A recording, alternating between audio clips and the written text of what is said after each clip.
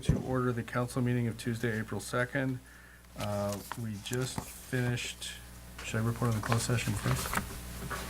Or you want to go right, let's go right to roll call. Okay, roll call. Councilmember Bailey. Councilmember Beckman. Here. Councilmember Kuhnhart. Here. Vice Mayor Andrews. Here. Mayor Ravazio. Here.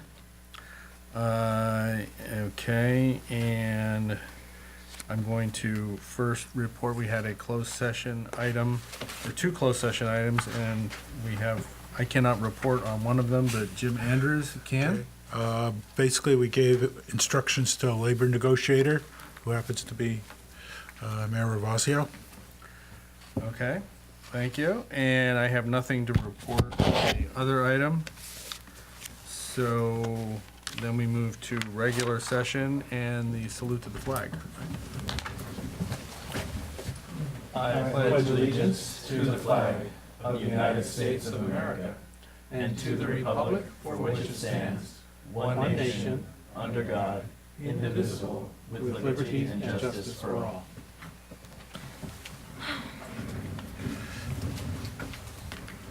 Okay, first we have open time for public comment. Any member of the public may address the town council for items that are not on the agenda. You will be limited to 3 minutes. And if you could please give your name and address, that would be great. Is there anyone who has wants to speak at open time? Please come to the mic, and if there's more than one, if you can come up to the mic, that'd be great, and line up, that'd be terrific. Microphone, yes. Thank you. My name is George Marsh. I live on Birch Avenue in Madera Gardens. I've lived there 35 years, but a lot of my neighbors have lived there 40 years and 45 years. You may not have heard of the problem that we have started last November. Where I live, Birch Avenue, it's the back end of Madera Gardens where the ADA ramp goes up to the Sandra Marker Trail, up and over, down to San Andreas High School, hello, to Redwood High School. And so, the Redwood High School administration, with all best intentions, radically revised their parking policies, procedures and policies for students. And they did radical. They did it in consultation with, pardon the air quotes, the community. But the community was, for them, parents, students, staff, Central Marin Police, and City of Larkspur.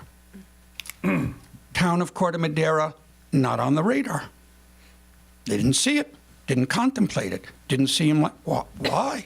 Well, the story is we are paying currently a terrible, chaotic price where I live. And you folks will get in the future more information from my neighbors and myself. I have provided just the barest starter for you on a little piece of paper so you can access the new policies and procedures on the TAM district website. The goals were, for the new policy, goals were have less students drive to school and also no driving away from school for lunch. And so those issues were safety, chaos in their own parking lot, and also let's go easier on the planet as far as unnecessary clogging the roads and emissions and all of that. I agree with all of that good stuff. So anyway, the students, in due time, figured out their workaround for these somewhat, to them, onerous restrictions. They park on the other side where I live and my neighbors live, and so the chaos begins every morning, not too long after 7 a.m. Some of them have early classes. They jam up the area on streets that aren't made for those quantities. What kind of quantities am I talking about? I don't know, 30 cars, 40 cars? So I got to ask you to wrap up, sir. Sorry, time's up. 3 minutes. So I will wrap up. I will be in contact. But part of the wrap-up is safety. Very big issue for us. Too many near misses we are witnessing. It's frightening. And quality of life, big time. Thank you, sir. Thank Appreciate you. it. Thank you. No, we're not allowed to comment. It's not an agenda item. We're not allowed to talk about it. Not even comment. No. Next. Good evening, council, staff, guests. Lucky, name's Roy Lucky Wolford. man, Lucky Roy. Lucky Roy. My name's Roy Wolford. I live at 37 Seawolf Passage. My wife and I have lived there since 1974. I wasn't planning to attend this meeting tonight, but something happened at 3:45 this morning that changed all that. So I'm going to discuss about two things that a municipality, a city, a town, and a utility can provide. And what is that? What's the number one thing that they can provide? Service. Not just service, excellent service. What do they need to do in order to provide that excellent service? They have to have quality infrastructure. So since 1974, we've had ups and we had downs. The land goes down, the water goes up. 3 times in the last 12 and a half years, we've been flooded. And it wasn't because of climate change, global warming, sea level rise, king tides, or any of that. What was it? Ruptured water mains. 3 times in the last year. And in 2006, when it ruptured, I asked the water district to fix it. And replace the water mains because we were getting leaks all over the place. Didn't do it. 2.5 years ago, same thing happened. Asked them to fix it. And I've asked the town to work with the water district. Nothing got done. So today, maybe something's going to get done. I got a call from a number of different people, from supervisors from the county, people from the water district. Mike Bond had said, and there's a plan to replace the water mains along my street, Seawolf Passage, and 4 other streets in Mariner Cove. Mike Bond said, as a result of what happened today, we're going to move up the replacement of those water mains, but I'm not sure it's fast enough. I suggested that they continue to dig out the trenches that they did today. And by the way, those guys are still working over there fixing the main. They had some problems with the flanges and stuff. They broke, so they had to retrofit it. So those guys are working really hard. So one of the other things that really, the second thing, besides the quality and service and infrastructure, the town and the Marin Municipal Water District need to work together, and something happened this morning that was really good. Mark, who was a first responder from the Marin Municipal Water District, he lived in Corte Madera. He was out there in less than a half an hour to turn off the water. 2.5 years ago, it took 2.5 hours to get down to our place to turn off the water. Everything was completely flooded. It took about 6 hours for the water to drain from the streets. And the one first responder 2.5 years ago says, geez, the water just doesn't drain from this area. And we had just gotten our gutters fixed, okay, slotted drains, better drainage, got check valve put in so that the tides wouldn't come in and flood us every 2 or 3 months. And so hopefully all of that gets taken care of. So I've spent my 3 minutes, but I hope the Marin Municipal Water District, I understand, I didn't come here for the, I think the raise you're looking at, but you've raised the fees quite a bit. We were promised Roy, that gotta ask the you to wrap up. infrastructure would be fixed, and it wasn't. Thank you, Roy. Fix it.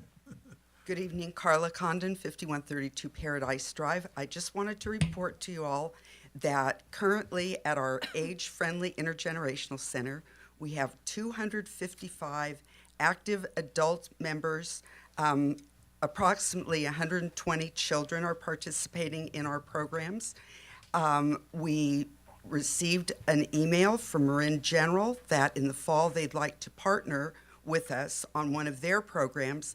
And yesterday I received an email from the IJ that they are supporting the Age-Friendly Intergenerational Center in the month of April with a quarter-page colored advertisement at no charge for the Intergenerational Center. So good news to report.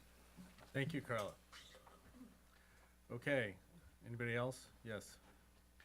Good evening, Mr. Mayor. Just a quick note, Brown Act. Actually, recently, and Councilmember Beckman would know this, Central Marin Sanitation District and the Ross Valley Sanitary District just changed the verbiage on our documents. You are allowed to respond briefly. And the reason we talked about this on those two boards is if somebody comes in and says, you know, the sun is pink and the ocean is orange, you don't actually have to sit there like a potted plant. So not a big deal, but you might want to look at the verbiage of the Brown Act. It does allow for short responses, future agenda items, or small discussions. Thank you. Thank you, Doug. I don't like to be a potted plant. Anyone else? Public comment? Okay, if there's anybody else who wants to make a public comment, oh wait, you're not. Okay, sorry, I thought you were. Okay, then we will close public comment. We will move on to presentations. We have a presentation from Maroon Municipal Water District about a rate and fee proposal. And Ben Horenstein, Ben, we have you down for 10 minutes and we're gonna hold you to that. We haven't changed the speaker. Oh, Charles Dugan. And I'll try to So I keep it just want short. to make sure you know, we got a lot going on tonight. I understand. Thank you. And also, I want to say for the benefit of the public, this is information only. The town is not taking a position on this. This is a different jurisdiction. And I believe your staff, you're not actually a board member, correct? That's correct. I'm one of the division managers. Okay.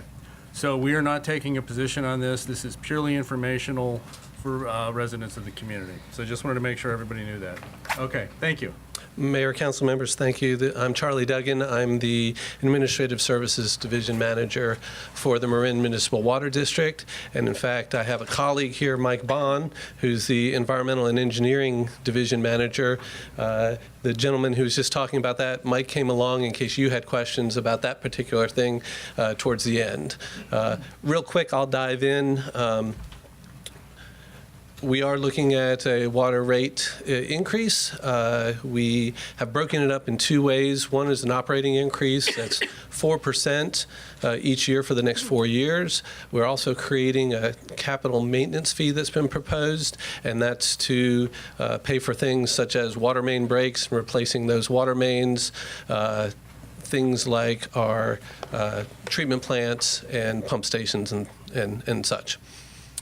So people always want to know, how have we raised rates? So if you look at this chart, the green bars represent the years that no rate increase was made in the last 25 years. So I think there's 15 green bars on that sheet.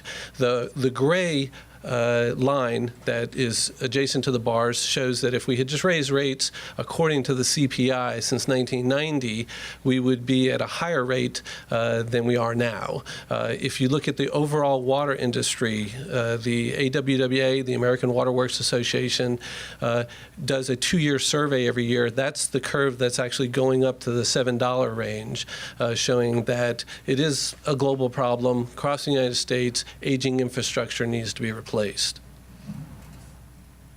If you want to look at our rates a little more locally, the blue bar shows where we are right now, the one to the left, the smaller one. And so you can see we're at the bottom part of that chart. With the rate increase, we move to the larger blue to the right. You can see there's some cross-hatched agencies that have announced they're going to be considering rate increases, but they haven't said how much yet. And over time, you'll see the blue lines move to the left as other agencies have to address their infrastructure and they go for rate increases. The capital maintenance fee, it's based on meter size. Currently, it's proposed to be collected on the property taxes, and this shows the breakdown by meter size on the left-hand column, the annual per meter charge, and it's designed to raise $16.5 million for our capital improvement program. One thing I will note is that the 5/8-inch meter, there's 41,000 of those of our 60,000 plus customers. That's single-family residential for the most part, and it makes up 74% of all of our single-family accounts. So wildfire prevention, we are looking at adding $1 million a year towards our wildfire prevention efforts through this fee. It does say at the bottom that it's dedicated to wildlife prevention, but that's a typo that we will get fixed. As you can see, we have over 21,000 acres of watershed land, numerous trails, over 2 million visitors a year, we believe, visit the watershed. So it's like we're running a small state park in addition to the water district. So if you want to look at a comparison of how complicated our system is compared to another system, right here we see that the middle column really tells a lot. We have 900 miles of pipes, 128 tanks, 97 pump stations, and when you compare us to, say, Santa Rosa or Santa Cruz or even East Bay Mud, they have about 900 miles of pipe. They're serving over 1 million people, and they're spreading their costs over that many customers, where we have a much smaller 60,000 accounts. So in looking at the complicated system we have, this is just a schematic of a portion of our system. And it takes a lot to keep the water flowing. It seems like it would be simple coming from the reservoirs, it falls from the sky, and it comes out the tap. But there's a lot that goes into it. It's a 100-year-old district, and it was the first municipal district in the state, and we have pipes that are over 100 years old. So the impact to the average customer, on the monthly increase, we're looking at about a $2.71 increase to the average customer, that 5/8" meter, which makes up about 74% of our single-family residences. The capital maintenance fee is $163, which breaks down to about $13.63 a month. So what's it mean for the city? So we customized this presentation.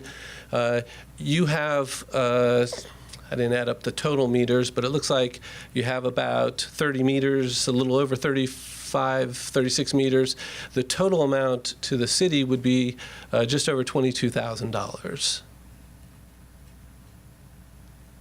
With that, I told you I would keep it short. Great. Do you have any questions? So first off, we're going to open it up to the council for any questions. Yes, David? Thank you very much. What determines the size of the meter that an average person has? Many things could go into it. Sprinklers are the main determining factor right now. You mean if you have an internal sprinkler system, or do you mean a landscape sprinkler system? Fire sprinklers. Fire sprinkler system, Yes. would automatically put you in a bigger meter category? Is that? Not automatically, but the fire sprinkler installer, who has to be certified, would come in and do the calculations for how much flow and pressure you would need. And depending on that, could dictate what the meter is. If you have extensive landscaping, of course, you might need a larger meter. If you have a dwelling that's high on a hill and the meter's low, you may need an upsized meter to be able to get water up to, and most people have their own pumps to aid in the pressure. But the two main determinants are first fire sprinklers, the size of the house, the number of fixtures, and then the third one would be landscaping and those needs.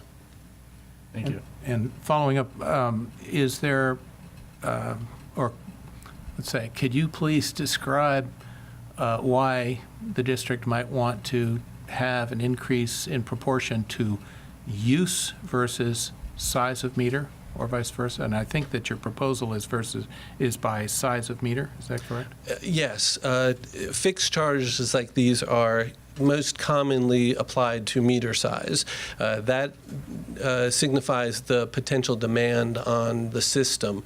So when we're looking at making sure that we have the appropriately sized pipes, treatment plant capabilities, reservoir, acre feet, storage, things like that, we're looking at how much usage there might be, the peaking in the summer and things like that. And a lot of that is dictated by the size of the meter. And so it's a very common industry industry-wide. We have a meter service charge, we have a watershed fee. Both of them are tied to the size of the meter. Questions? Eli? Not a question, a comment. Okay, well, I've got questions. can we? Can I do listen to questions? Jim? Jim has I think we can do questions and comments, because this isn't a public item. so- All right, I'll phrase it as a question. Okay. I have a question. Are you going to fix Royce Street? Excuse me? Yes, we are planning on doing that. Oh, good. Yes. Yeah, that's closely related to my question. So we had, as you heard from a member of the public, a water main burst on Seawolf this morning. We had the same thing happen less than 2 months ago, 2 streets away. To my mind, that is a sign of an unacceptable maintenance flaw. So I'm wondering, what is the plan here? How are we going to prevent this from happening? Because two main bursts in the same neighborhood in less than 2 months, that's not okay. Right. Well, we work very closely with the cities when we are planning out our replacement program. We have actually been working with your city on the scheduling of this project. Currently, I believe you have a project that may not take place till 2021 due to the fact that this is the third time in a relatively short period of time. We're looking at moving up this particular project to the summer. It has already been designed, and so it was already on our radar. It's one of those things with 900 miles of pipe. There are going to be main breaks, but we are trying to replace about 9 miles per year. And so without this fee, we won't be able to do that. Currently this fee is planned to fund our capital program. So between that and the fire flow fees we received is $20 million a year. If we have to scale that back, that means there'll be more main breaks in the future. Right. Well, I don't know what the rest of your system looks like, but I would recommend prioritizing areas where mains are popping at a rate of 1 a month. Believe me, we do keep track of all that, and we are trying to make sure that we prioritize and plan appropriately. We also want to make sure that if you're planning on resurfacing a street, that we time that well, because you don't want us coming in 6 months or 12 months or even 2 or 3 years after that's been resurfaced. So that we work very closely with all the cities in our I jurisdiction. completely agree, but I think we'd all understand that when a water main bursts, it presents residents with a homeowner's emergency. We get that, yes. Okay. Thank you. Anything else? That is it. Thank you. Jim? Yeah, I have some questions. Why the exemption of fire lines? So those are fairly big pipes. Right. So fire lines appear in either 2-inch, 4-inch, 6, 8, and 10, I think. There might be one that we skip in the middle there. And these are pipes that come straight from our mains to a commercial sprinkler system. They do not have a meter, so if it's a 6-inch pipe, it doesn't have a 6-inch meter. We have a small meter off to the side just so we can detect if there's any flow. But these are not intended to be used except in the catastrophic event of an indoor fire. And so they're really just sitting there storing water, waiting for a calamity to happen, and most of them will never get any usage. And so in looking at that, these aren't considered drags on the system, such as everyone in a town getting up in the morning, showering, or in the evening, all cooking at the same time, or sprinklers running in the summertime. So when you look at what potential load they are to the system, it's temporary compared to the grand scheme of things. It may draw down a tank, but by the next day, that tank will be full again because the fire department's going to show up, put the fire out, things like that. So that's the reason that what we call private fire service lines are exempted from this fee. They do pay fees, though. Every 2 months, there is a fee on those pipes. Okay. Why are you putting this fixed charge on the county's tax bill when you already have a billing system in place? You're already charging fixed charges on those bills. In this town, we voted to do away with a parcel tax and put in a increased sales tax in its place. And the thought process at the time was we were freeing up space so the schools whose only revenue source is property taxes would be able to go in there, and you guys just blunder on in and say, okay, yeah, we want to be on the property tax roll too. Who did you consult with in all the school districts? Who did you consult with in all the neighboring towns, okay? You know, you said that you had numerous committee meetings, okay? Who all was involved in that? Why aren't those recorded? Why aren't the minutes readily available? Why can't we get the slides showing for those meetings? Okay? Okay, so I'll try to remember all of those questions. I'll take them in reverse order. The minutes for all of our meetings are posted on our website, so if you'd like the minutes, they're present there. Any slideshows for any presentations that were made toward a meeting are readily available if anyone asks for them. As far as consulting, we did not consult with the school systems or the cities about the property tax. It's something that is being considered by our board. One of the things that they've discussed is that this is a fee that goes towards the system infrastructure, not just the normal usage that goes on during the year. There's some question as to whether would it be more fair to put it on the property tax rolls because it is based on providing service to the properties, and therefore what it's intended to do is to keep service to those properties, whether they're being used or not. It's got to be there. And so one of the things is, does it impact renters disproportionately if we put it on the bi-monthly fee, where it's actually keeping a sound water system is a benefit to property owners? Which renters? I'm not sure how to answer that question. What do you mean? Well, okay,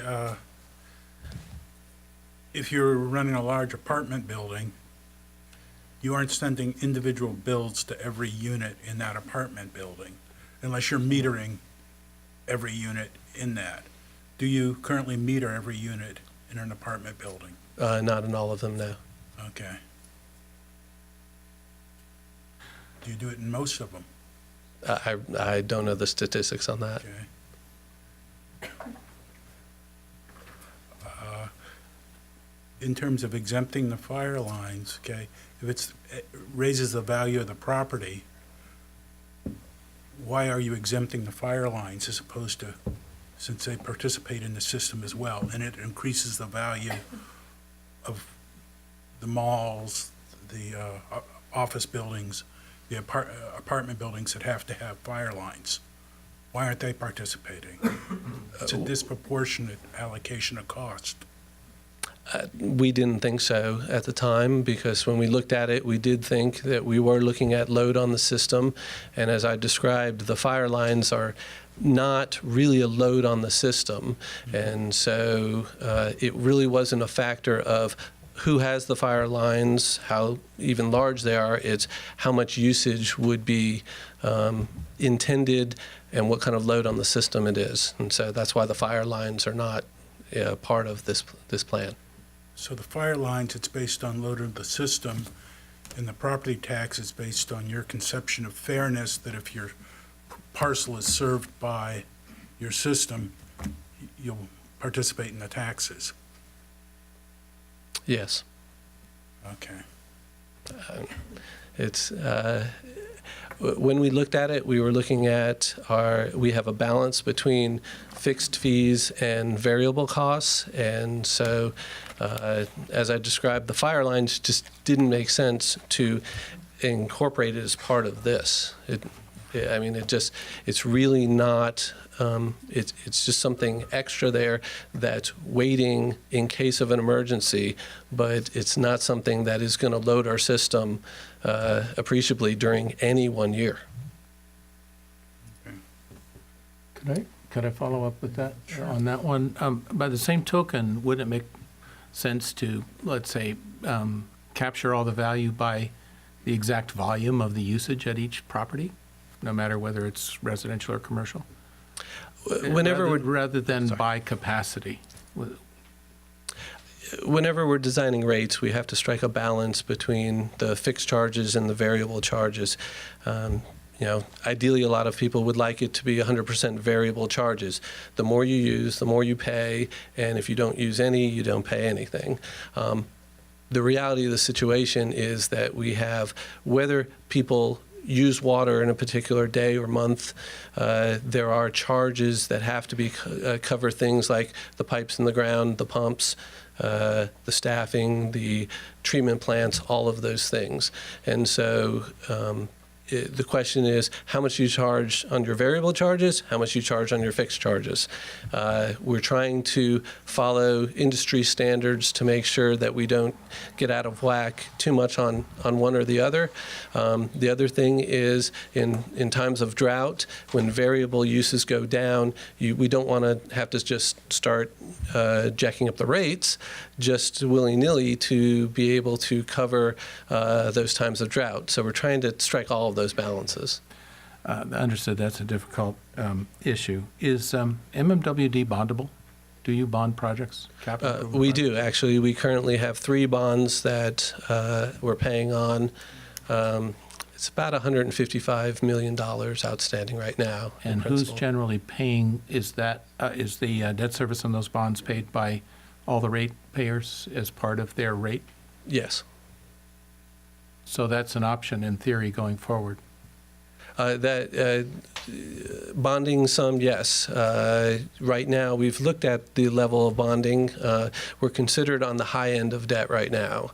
It's not alarming, but if we were to continue to borrow every 2 years all of the money required for our maintenance, that would grow to alarming levels.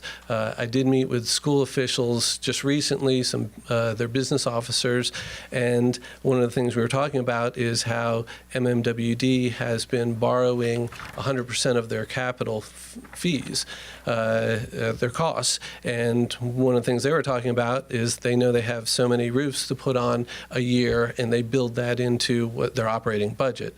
We need to do that. But we've, in an effort, I can go back to that slide that shows all the green bars, in an effort to keep rates low, we have bonded, we've used reserves, and now we're to the point where you really can't defer these costs. They're going to be there at some point. We certainly don't want to defer the maintenance. Mr. Beckman pointed out that we have mains that we need to replace. Is that it? One question I have, do you have any mechanism to identify rental properties from non-rental properties? We do not, no. I know there are statistics such as 48% of Larkspur. I think it's San Rafael is renting, and in the 30s, I thought I saw 34 to 36% of the county is rental property. About 24% here. Okay. I think Any other questions? your mic, Jim, I think your mic is. Oh, I just moved the mic out of my way. Sorry. Okay. Go ahead. Anything else up here? Okay, so I will open this up for public comment. Just a couple of notes. First off, the Coalition of Sensible Taxpayers is tentatively on our agenda for the next meeting for 10 minutes for a presentation. So they're going to be presenting their point of view on this. So if you want to come and hear that, you're obviously more than welcome to do that. And we are going to take public comment on this. We're going to limit your comments to 2 minutes. Thank you. Thank you very much. Doug Kelly from the Coalition of Sensible Taxpayers.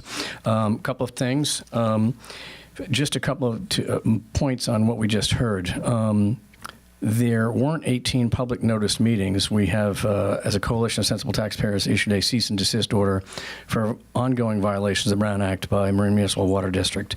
What they do is they notice that there's a financial meeting of 2 members, and then they have 5 members show up and they take action. The public is not aware of these. So these 18 meetings should have been noticed, should have been with the public, and then this plan should have been developed during that time as opposed to dropped on us. As far as the minutes are extremely basic, such as phrases like, a discussion ensued. There's rarely a quote from anybody ever. I don't expect minutes to be a transcript, but they're horrible. The other comment was, yes, if you ask for slides or documents, you might get them, as opposed to just going to the website and there they are. But one of the things we want to talk about is, why is somebody who's installed a fire sprinkler system in their house, why would they pay more money if a fire line is exempt? It seems like the burden of this is being put on too many low-income people, and there's too many exemptions being made. We have serious concerns with the number of exemptions that are being made, many of which were at the last minute, will violate the Prop 218 regulations, and that this tax has to be on the ballot and can't be put on the measure. The last thing, since I only have 15 seconds left, is we did leave some copies of the Marin IJ editorial at the back on the my left-hand side, if I was turning that way. When the IJ opposes a tax and says slow down, maybe you should slow down, and we're asking you at the board to suggest just that. Thank you. Any other public comment? Okay, then hearing none, we will close that presentation. Thank you. And we will move on to the consent calendar. The purpose of the consent calendar is to group items together which are routine or have been discussed previously, do not require further discussion. They will be approved by a single motion. Any member of the council, staff, or public may request removal. Rescheduling will be at the discretion of the mayor and the town council. Is there anyone who would like to remove an item from the consent calendar? Excuse me, sorry, I'm trying to be heard here and make sure we keep this moving. Thank you. Is there a motion? Yes, I'd like to move items 4A through 4H. Second. We have a motion and a second. Councilmember Bailey. Councilmember Beckman. Yes. Councilmember Kuhnhart. Yes. Vice Mayor Andrews. Yes. Mayor Ravazio. Yes. Okay, so we're through the consent calendar. We're on to item 5A, consideration and possible action regarding the Resident at Preserve subdivision project located at Paradise Drive at Robin Drive. I won't read this entire paragraph. It will take all night. I'm going to turn it right over to Adam Wolf. Thank you. Got it, and I will wait. Rebecca, thank you. It's located on the desktop up there. Oh, there you go. Thank you, Mayor Ravazio and council members. I've been told we'll keep this to 5 minutes, but that's going to be an impossibility tonight. I'll do my best, though. I promise you that. I promise you won't be as long as the planning commission meeting. 7. Okay. Some 15? Housekeeping, just initially here before I get started. You should have at your places some public comment that we received on after the packets were released on Friday. There were a couple of, I think, a few emails that, thank you, Rebecca, for putting those out on the dais. They're also in the back, at the back table for the public to view as well. In addition, I have provided you with a copy of the mitigation monitoring and reporting program as well. Those are the mitigation measures that are associated with the CEQA document, the initial study and mitigated negative declaration. That as well is also on the back table and should be included as essentially Exhibit B to Town Council, the draft Town Council resolution related to the mitigated negative declaration. And if you go forward with a motion, we will remind you to refer to that document as part of your motion on that draft resolution. So with that out of the way, I wanted to start, and Rebecca, do you mind if I'm going to start with just acknowledging the fairly lengthy process of this application. Excuse me, Rebecca, do you mind if I take the mouse? I'm going to point to a few things on the screen with it. Thank you.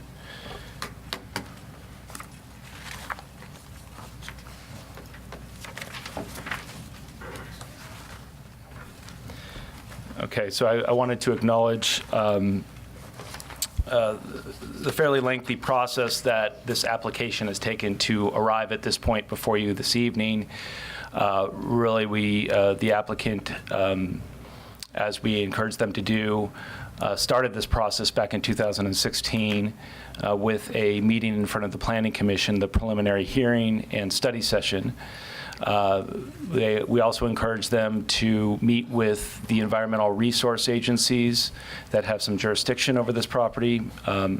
They did that as well back in 2016 and have been meeting with them even more throughout the process.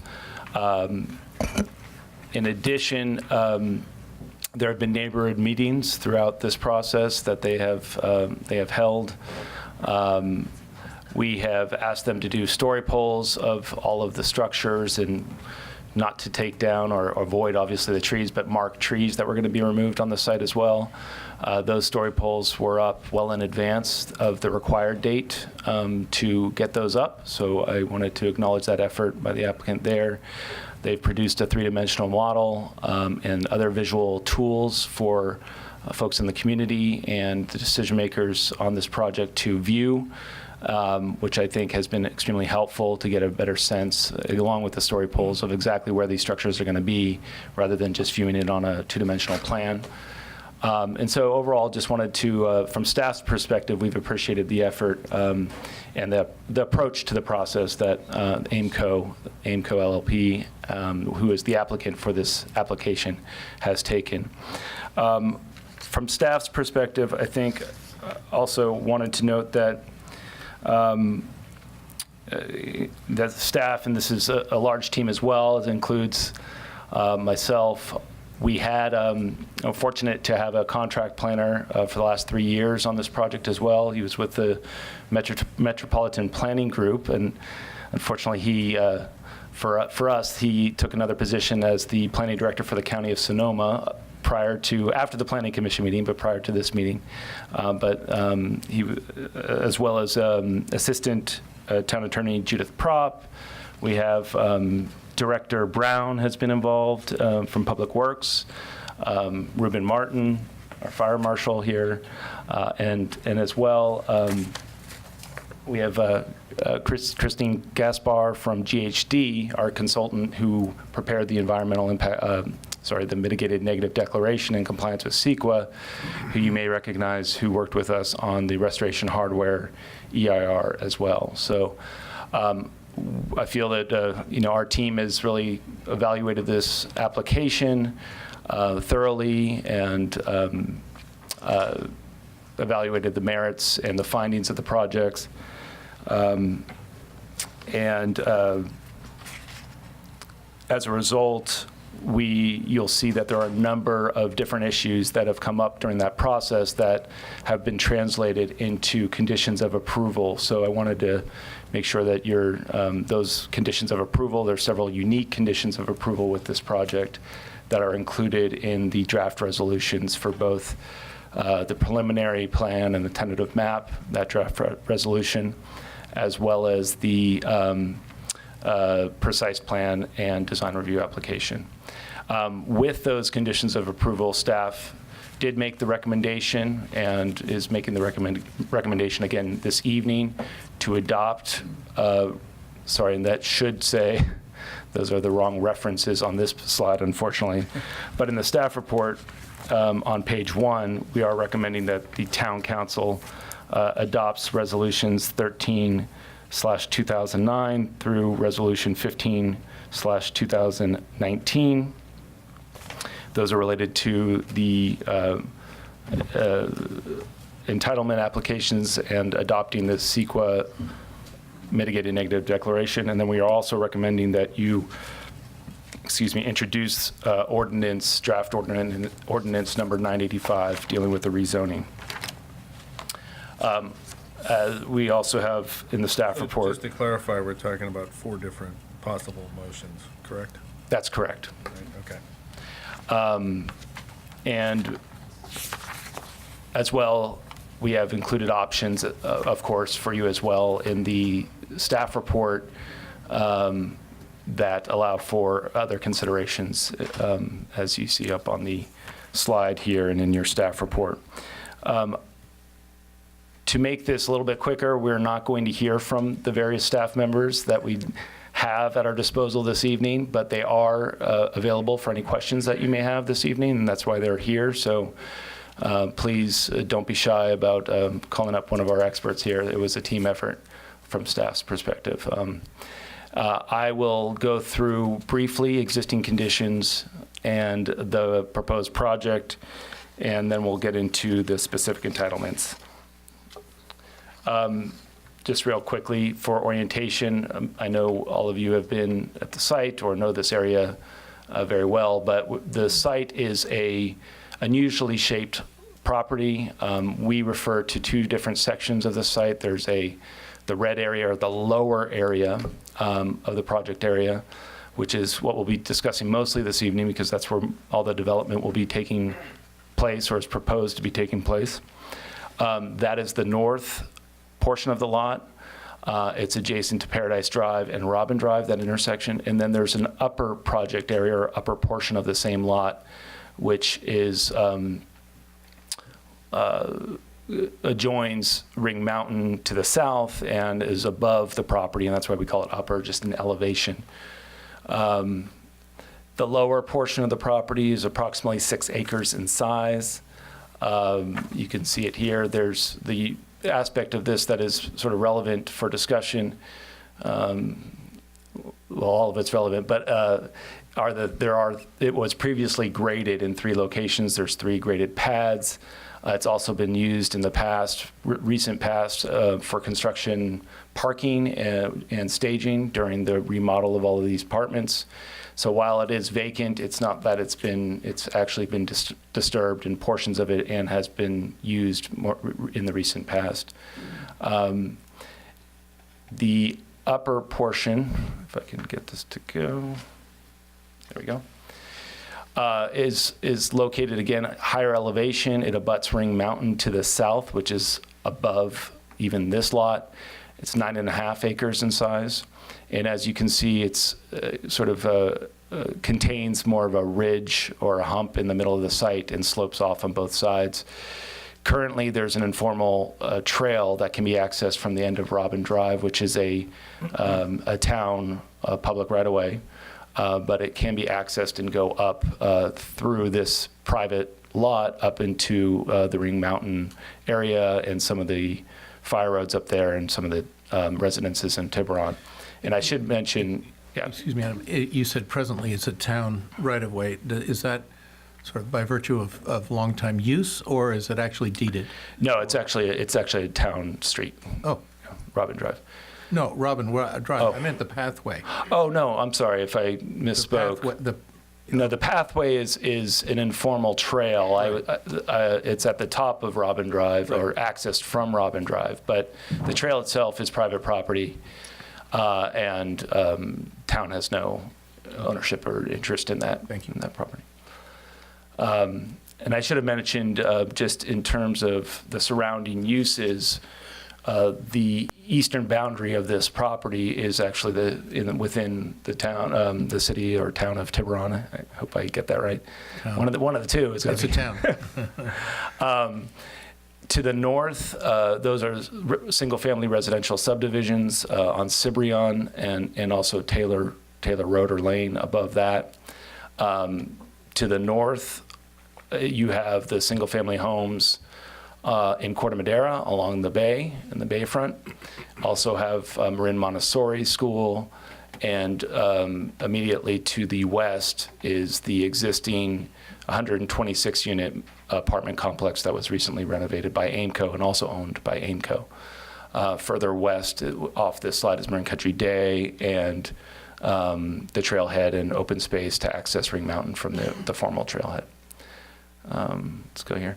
I want to just briefly on a couple of environmental conditions and constraints that you should be aware of. This is the property is entirely within a very high fire risk boundary area, and in the wildland urban interface. Let's go to the next slide. There is also a complex variety of habitats. This is a map that essentially tries to identify all the various different biological habitats on the site. just to point your attention to some of them this is the lower lot, or the lower portion of the lot here. The brown areas are designate or denote the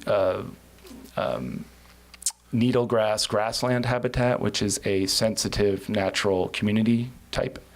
And the purple is a oak woodland sensitive natural community type as well. There's a variety of other areas. The pink is a French broom, coyote brush, more of invasive species there. There are also pines, which are sort of undesirable from the fire safety standpoint as well. And then there's also additional French broom area in the green and so on, and then just graded portions of the site. On the upper portion of the property, significant amount of the needlegrass habitat, again in oak woodland and coyote brush. And our consultant, Christine, will correct me if I'm wrong here later in the presentation. But I think those are all the different colors there. And a lot of invasive species as well in the upper portion of the property and lower portion of the property that would be cleaned up as part of this application. There's also a water course that I think is important to recognize on the lower portion of the property. It essentially drains this little valley where there's the dense vegetation up above and comes down into the storm drain system and then inlet here. Whoops, let me get that. It'll come back and we'll just. At this, you can see it here when it's dry, it's seasonal, so there's no water in the summertime coming through this area. In the winter or now, if you go out there, you can see a good amount of water draining through this stream. It is a jurisdictional, the Army Corps of Engineers has not taken jurisdiction over this, but both the State Regional Water Quality Control Board and the California Department of Fish and Wildlife have. And because of the project, they will require permits be obtained from them prior to development on the site. As far as the land use regulations that currently exist, the lower portion of the site is R1 zoning district, which is in Corte Madera, a pretty standard, typical single-family residential neighborhood, which you can see also on westward in the subdivision further to the west. And then the upper portion of the site is zoned R1C, which is a much lower density residential zoning district, 1 unit per 5 acres.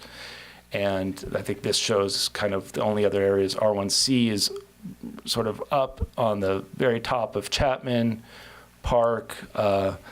Meadow Suite has certain portions of it. Again, very low density. Yes. Could you go back one slide, please? Sure. Is the area that is outside of the subject property to the west, but the same color? Yes. R1C, is that privately owned? Yes. By the school or? Yes. Marin Country Day School. Okay. Thank you. Sure. And then you can see, and this is sort of the tan or the beige color here is the R1 zoning district that you see, again, in many of the residential neighborhoods in town. That's on the lower portion of the site. There's also a hillside land capacity overlay district on the project site, which is primarily concerned with reducing capacity of development on sites because of the steepness of slopes, and that occurs on both the upper and lower portion of the property, and also has some additional requirements and consideration for visual impact and preservation of sort of natural areas.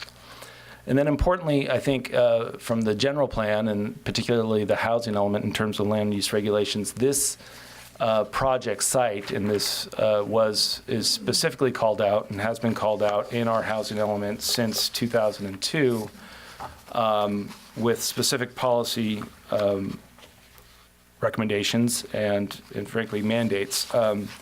So I've pulled out some of those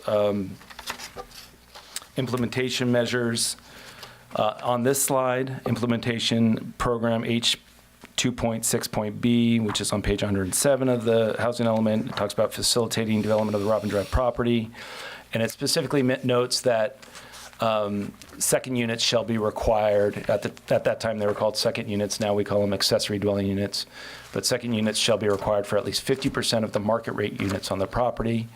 And then it has a provision that in order to encourage that or to make that feasible, that development feasible, those houses that include the second units would be deducted from the calculation that would normally be required under the inclusionary housing ordinance in town. There was also a development capacity that was laid out in the housing element for this project site, and listed based on the hillside land capacity numbers that it could be 16 units with, again, half of them being required to have ADUs, so 16 units with 8 ADUs, so a total of 24 units on the project site. And it actually, at that time, considered it 15 down at the lower portion, 1 at the upper portion of the lot in the R1C area. And then moving on to when they did consider potentially some, under the HLC, there may be some reduction in capacity by 1 unit due to tree loss in the housing element that was mentioned. At that time, it wasn't considered, it was considered with potentially the normal array of lots and meeting those conditions. And that's why it was reduced by 1 at that time. So furthermore, I wanted to mention that this project site was one of 4 specific development sites. They're called high housing opportunity areas in town that were really looked to by the town to meet the regional housing needs allocation that we are targeting to meet and are more and more required to meet unless we want to be subject to other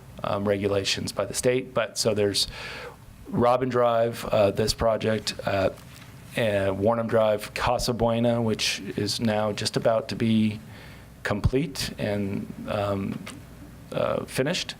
Tam Ridge. Those 4 projects were looked to meet our RENA numbers, as well as scattered 8 ADUs in other locations townwide. I've updated this table here from even what was in the staff report, given that we just talked about. You saw my expression. A couple of the numbers are different. Yes. So we in the staff report we hadn't updated it from the 2018 housing element annual report. Now we're looking at the 2019 housing element annual report that about a month ago I think we discussed with the town council. And so you see this is the number of remaining very low income units and the number of remaining moderate income units that the town needs to meet over the next 4 years. And so you can see that this project and the 8 ADUs would contribute significantly to meeting those goals. The proposed project started in 2016, as I mentioned, with sort of this clustered site plan, really with the goal of and we'll talk about this in a little bit, changing the zoning from the HLC, but having the intent to respect the HLC capacity regulations and moving to the plan development, which allows, and one of the purposes specifically of that is to allow for residential subdivisions that may not, better site planning is essentially, that may not meet all the development standards, such as minimum front setbacks and whatnot, but also may be a better site plan because it can protect some natural resources that may be located in those private properties. But it started in this format with one house up on the hill up here. Significant number of comments were made, and the Planning Commission recommended, that it's going to be a real big challenge, and the applicant subsequently removed the house from the hill and moved it down to this area located at the end of this driveway and access from the existing apartment units. What that means for the upper parcel is that there's no development proposed in the upper parcel at all. So that 9.5 acre site up at the top is to remain, it's private open space, meaning that it's not going to be owned by anybody. It's going to still be owned by the Aimco. But it cannot be used for any development purposes whatsoever, and runs with the land in perpetuity. So that's the proposal. What you see up there is essentially what is proposed to remain up there, with the exception that there will be some environmental rehabilitation of that area up at the top parcel with removal of some of the invasive species. There's also now, there's been discussions with Marin County Open Space District about actually formalizing this trail up to Ring Mountain. And really the only question there is whether the Open Space District actually wants it for maintenance, wants to maintain it. And but there is an option, and that's one of the conditions of approval. There is an option for I think it's 3 years, for the Open Space District to exercise that option and have an easement over, a 10-foot wide easement over this trail, if they so desire and choose to. They are going through a process right now to evaluate whether it's good to have more trail access up to Ring Mountain, whether it's not so good, whether they have to put this into their, same way we do, into their capital the budgeting process and in terms of maintenance and liability as well. But that's definitely a potential option. As far as the program, this is the site plan on the lower portion. Now you can see the 16th unit brought down from the upper parcel, and it's located here again at the end of the access drive from the existing apartments over here. There's a one-way, 22-foot wide ring, basically access road, that accesses many, if not all of the, actually it will access all of the proposed units, the 16. The difference between the red here and the blue is the sites with red are the ones that will have the accessory dwelling units in them. And the lots that are in blue are proposed to just be the single-family homes without the accessory dwelling units within them. And the accessory dwelling units will be attached and sort of embedded within the structures themselves. So from the outside and the exterior, other than seeing a separate access point, you will not be able to see really any differentiation between the two units. Also, you can see there's parking in the orange on this plan. This speaks a little bit to the clustered site plan approach that is being implemented through the Plan Development Overlay District. Trying again to pull out of, to the extent feasible, out of the sensitive habitats of the needlegrass grasslands, the oak woodlands as much as possible.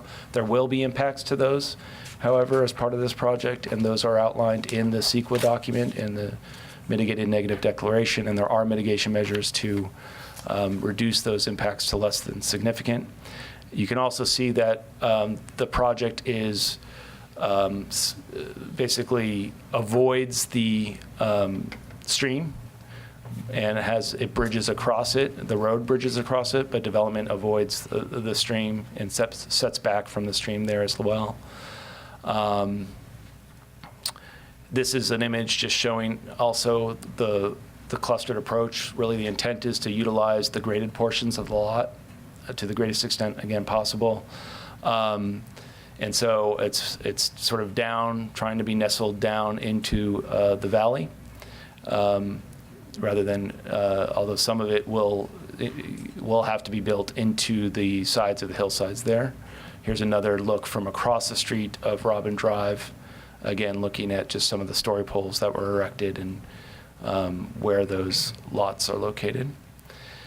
There are a number of different unit types. The units themselves range from about 3,000 square feet when you include, this is unit type A, which includes actually about an 1,800 square foot primary residence and about a 650 square foot ADU, and then I think a 500 square foot garage.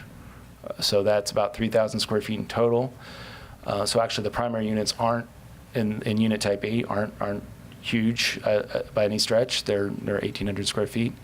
They go all the way up to the largest of the sites is 16, which is a large home of approximately 4,000, over 4,000, 4,200 square feet, I believe. Obviously no ADU in there, and a 3-car garage, so a larger garage as well, which is required under the zoning code to have three cars, parking for 3 cars in that. And then the others are in between that, but the ADUs, they will range in size from about 650 to 750 square feet. Here's some images just showing some of the articulation and materials. We have a materials board behind me that you can look at that shows the type of materials to be used. I'm not going to describe them. If you have questions about them, I'm sure also the applicant can speak to them. And down below, you can see some of the floor plans of just how the ADUs, if I can get this to work here, how the ADUs are sort of integrated. Let's see if I can. Anyway, it's trying to get to this this part here. Here we go. I found something. So this is actually one entire ADU unit located on the second floor of this building typology. And then the other unit behind it over here on both the first and second levels. This is showing the different unit typology on the eastern portion of the road. That actually, it's a 3-story structure, but as you can see, it sort of embeds itself into the hillside. So it steps up. It's 3 at the front, but then as it climbs up, it's no more than two stories. And another point about these, all of the heights of these structures will not exceed 30 feet in height, which is the maximum allowed in the R1 zoning district. So while they did use the PD are using it and looking to it to modify certain standards related to front setback, rear setback, things like that, they are not looking to exceed the maximum height of the R1 district standards through the plan development. This is a section just cut through the lower portion of the development project down through Paradise Drive and then over across, I believe that's Marin Montessori. We did staff did include a condition of approval that we felt that these units, lots 6 and 7, could be pulled back a little bit to the extent possible and closer to the private road off of Paradise. As you go out there, they are pronounced over Paradise Drive, and we'll talk about an alternative site plan in a moment that actually pulls those back off of Paradise Drive even further. There was, as part of the project, I wanted to note some of the public improvements as well that are proposed as part of this project. At Robin Drive and Paradise Drive, there is a CEQA mitigation measure that requires the improvement as in combination with the development of the project of improving this intersection, making these more of a 90-degree turns in to try to reduce speeds of people coming off Paradise up into Robin Drive, moving the stop bar all the way out proud of the current intersection, so you can, to increase sight lines, and then having a crosswalk across the street. In addition, there was we made AIMCO aware of the town's current multimodal transportation project and road improvement along Paradise Drive, and AIMCO is contributing as one of the conditions of approval $250,000 for construction costs related to the multimodal improvements, the bike and ped routes along the south side of Paradise between Robin Drive and Upland, including this intersection at Upland and Paradise, and a fair share contribution to the crosswalk across Paradise to Marin Montessori, which, as you know, Marin Montessori is also going to be providing a fair share contribution to that crosswalk as well. again, if you have questions about any of this, we have. Is there a sidewalk that continues up towards Tiburon? On the, Oh, up towards Tiburon, no. So actually, once you get past Robin Drive in the town of Corte Madera, it starts to just get very windy and narrow, and there's not any path at this location. Really what the intent here is, since you're developing the east side of Robin Drive with new residences, there is a sidewalk over here. You could come down and really cross over Robin Drive. And ultimately, to get across Paradise, which we've talked about in the past, is important. You would go to a safer location where you have access, greater sight lines, and drivers have more distance to see you as well. I'm not going to go through that. There is also a landscape plan in your packet that talks primarily is about the different landscaping features in and around the structures. And some of the plants and different, they're called biomes by the landscape architect, that would be sort of create different features in the area depending on sort of the proximity to other adjacent existing vegetation. And here's some of those features. There's also a condition that all the lighting will be dark sky compliant. That's consistent with the general plan and is also a CEQA mitigation measure, so I think that's always important. And I wanted to not go through this in too much detail. You have a thorough and complete document, CEQA document in front of you. We, again, are available for questions on this. But essentially what was done in that analysis was to embed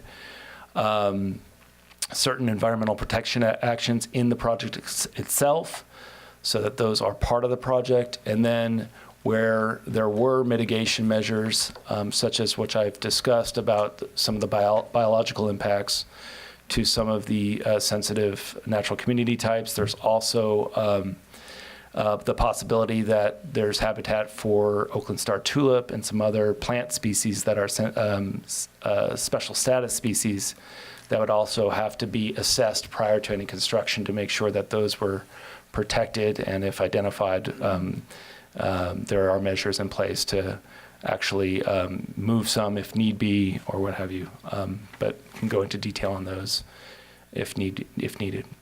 I did want to mention we had some comments during the CEQA process about our proposed mitigation measures, and some of the comments were from agencies, California Department of Fish and Wildlife. We also had comments from the Marin County Open Space District, Marin Native Plant Society, and also Marin Audubon Society, if I didn't mention that. One of the concerns was about removal of oak woodlands. And so those comments, I wanted just to acknowledge that we had staff go back and really develop some of the maps that you saw and start to map out and look where oak woodlands could be increased, and the habitat could be actually increased above and beyond that habitat that would be impacted by the development itself. So at the end of the day, the mitigation measure described would actually increase the amount of oak woodland habitat there. Obviously, it would impact some existing trees, and they'd have to be planted, and over time they would grow into the new oak woodland habitat. Are you talking about changing or enhancing the 1.6 to 1 ratio? Yes. Of so newly planted to taken note? Yeah. Yes, correct. So in fact, also it was, when we reviewed this again, what we looked at was probably the better measure, rather than a tree ratio replacement for oak woodland, was an acreage ratio replacement, which could be translated on a sort of from a standard into a tree count if need be, but more from a habitat perspective, that acreage ratio looked, our consultants felt, was more appropriate. And so at the end of the day, we're looking at a 3 to 1 acreage ratio in terms of what was impacted versus what will remain.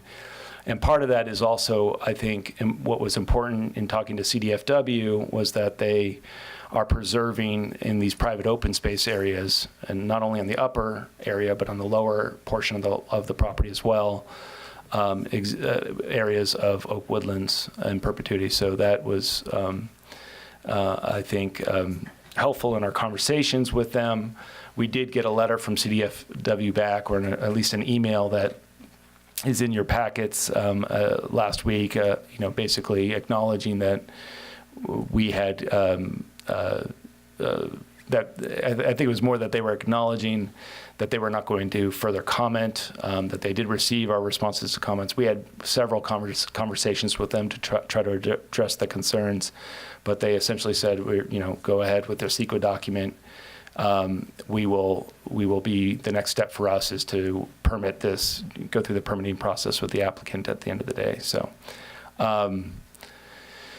this is just a map of the tree preservation, the number of trees. This is where the trees would, the orange are the trees that would be removed, new trees planted, which we'll get into more details. This is another more for reference where the oak woodlands are located on the property.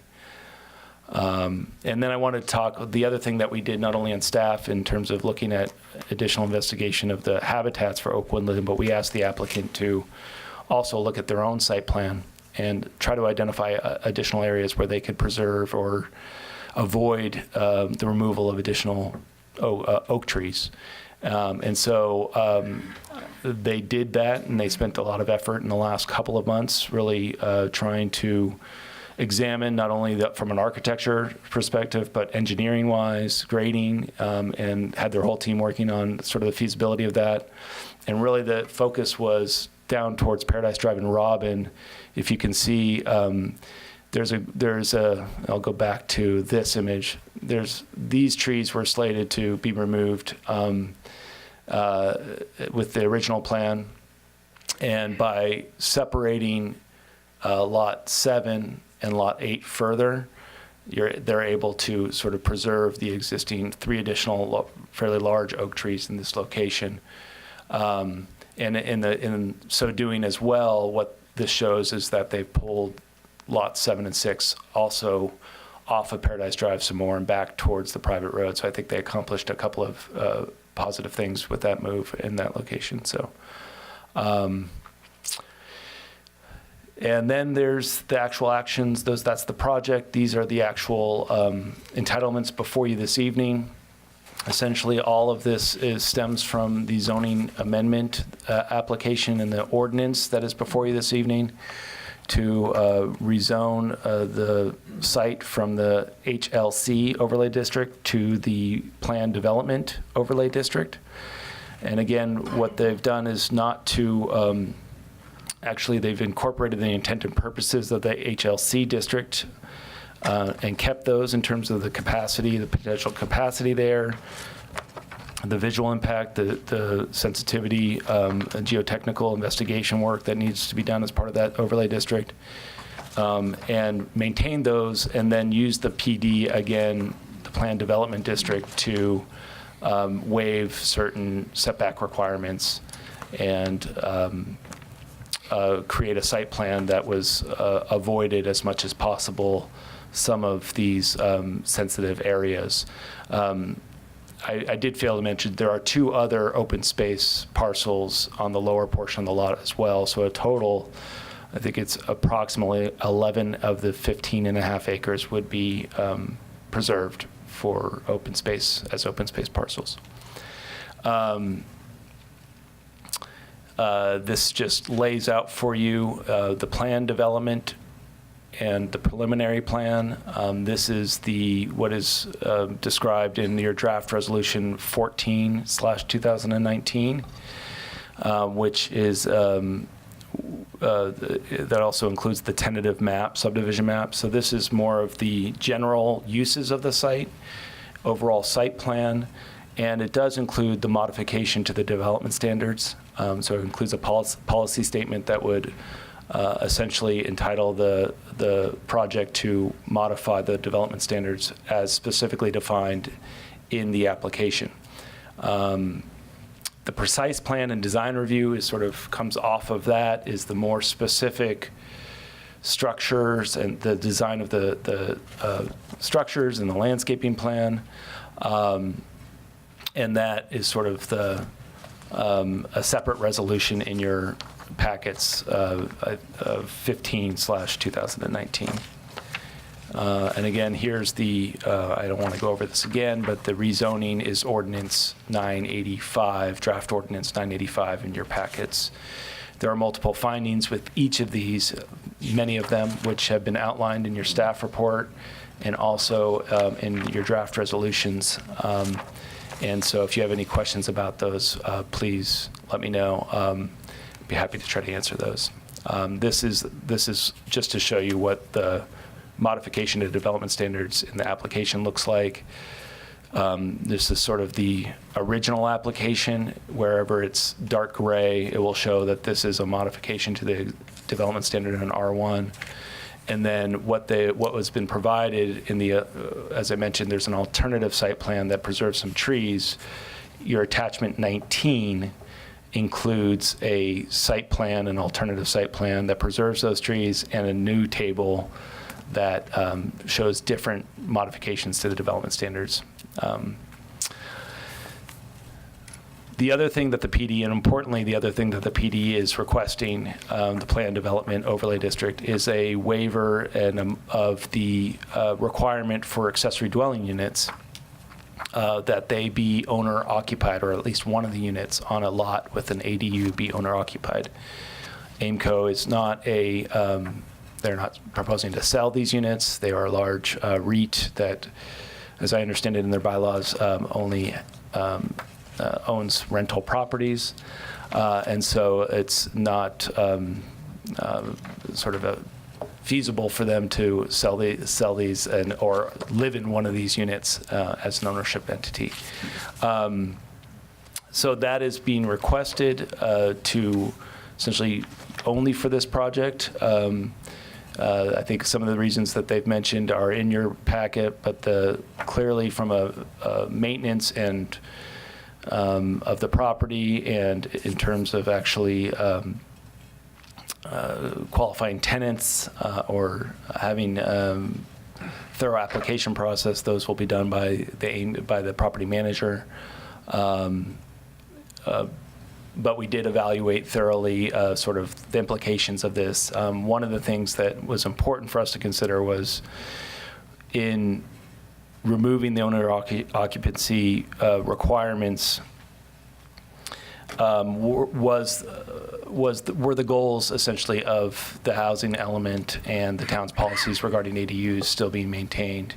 And after some, again, outlined in the staff report, after some research and careful consideration, ultimately is our staff's opinion and determination that essentially the goals of providing ADUs, and as you know, we've talked about this last month, these are a sort of a way for the town to achieve certain housing resources that are not readily available to in the town otherwise. These are smaller units, but the intention is that they fulfill a sort of a lower income housing category than other new units, market rate units, for example. And I think primarily we looked at the size of the units in this case, 660 square feet to 750 square feet, as being a primary determinant in that they generally will be geared towards a workforce housing type of housing product.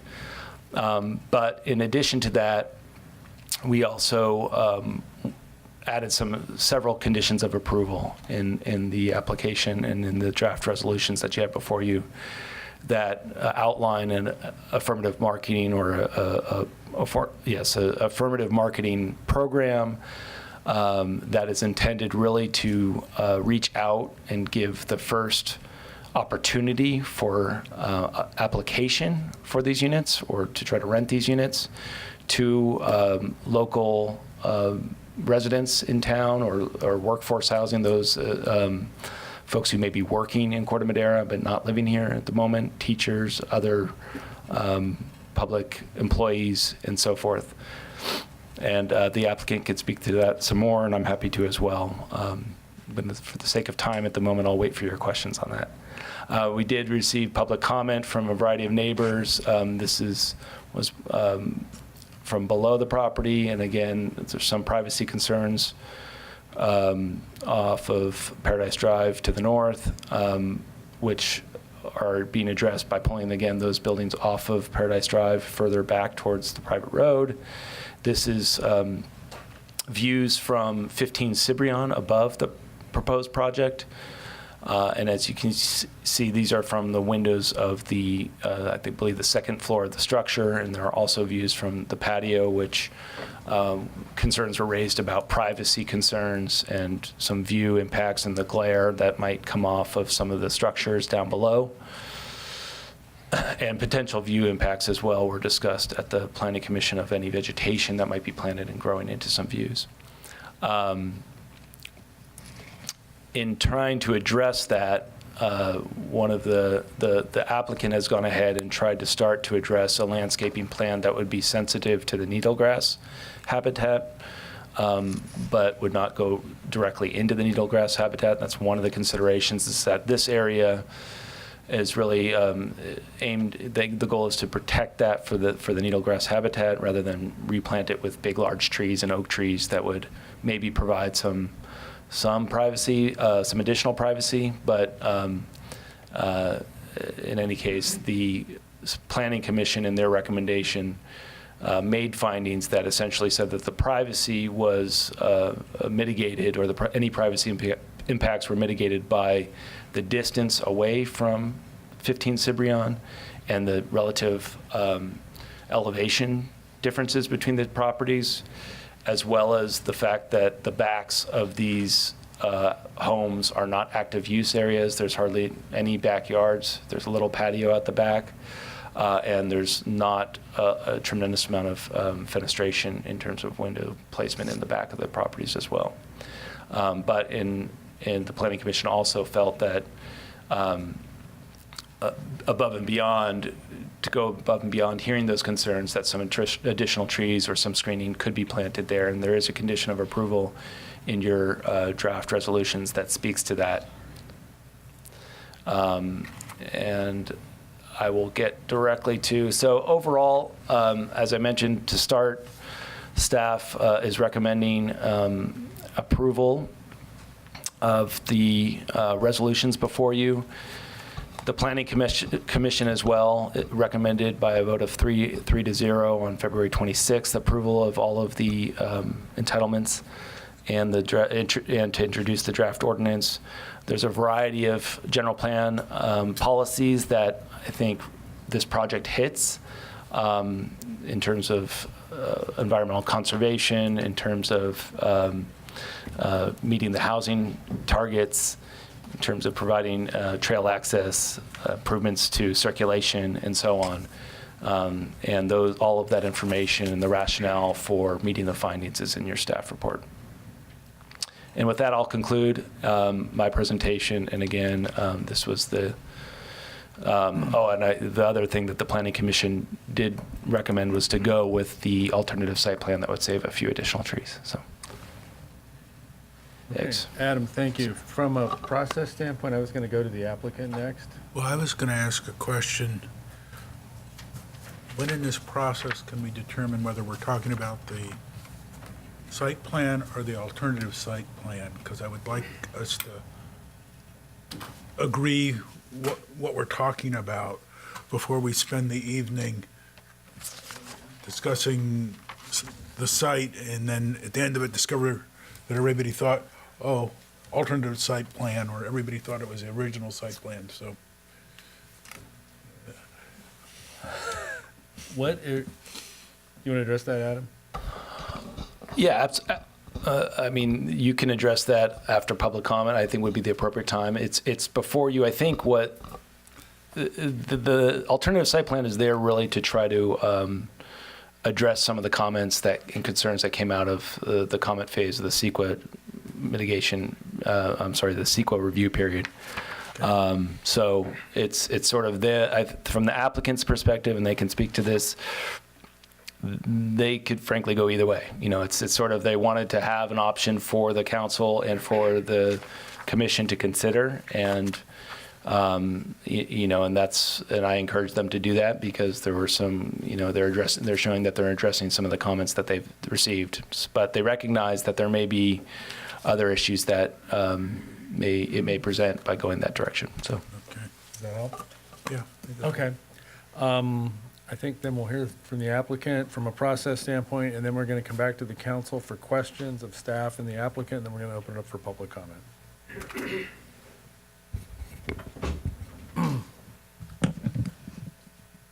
Good evening, and thanks for having us. As Adam said, it's been a long 3 years and 4-day process, I think, since our first neighborhood meeting, and we want to thank the town, the staff, the Planning Commission for their extremely thorough review, some of which you saw tonight and clearly saw in the 700-page staff report. Do we have our slides up?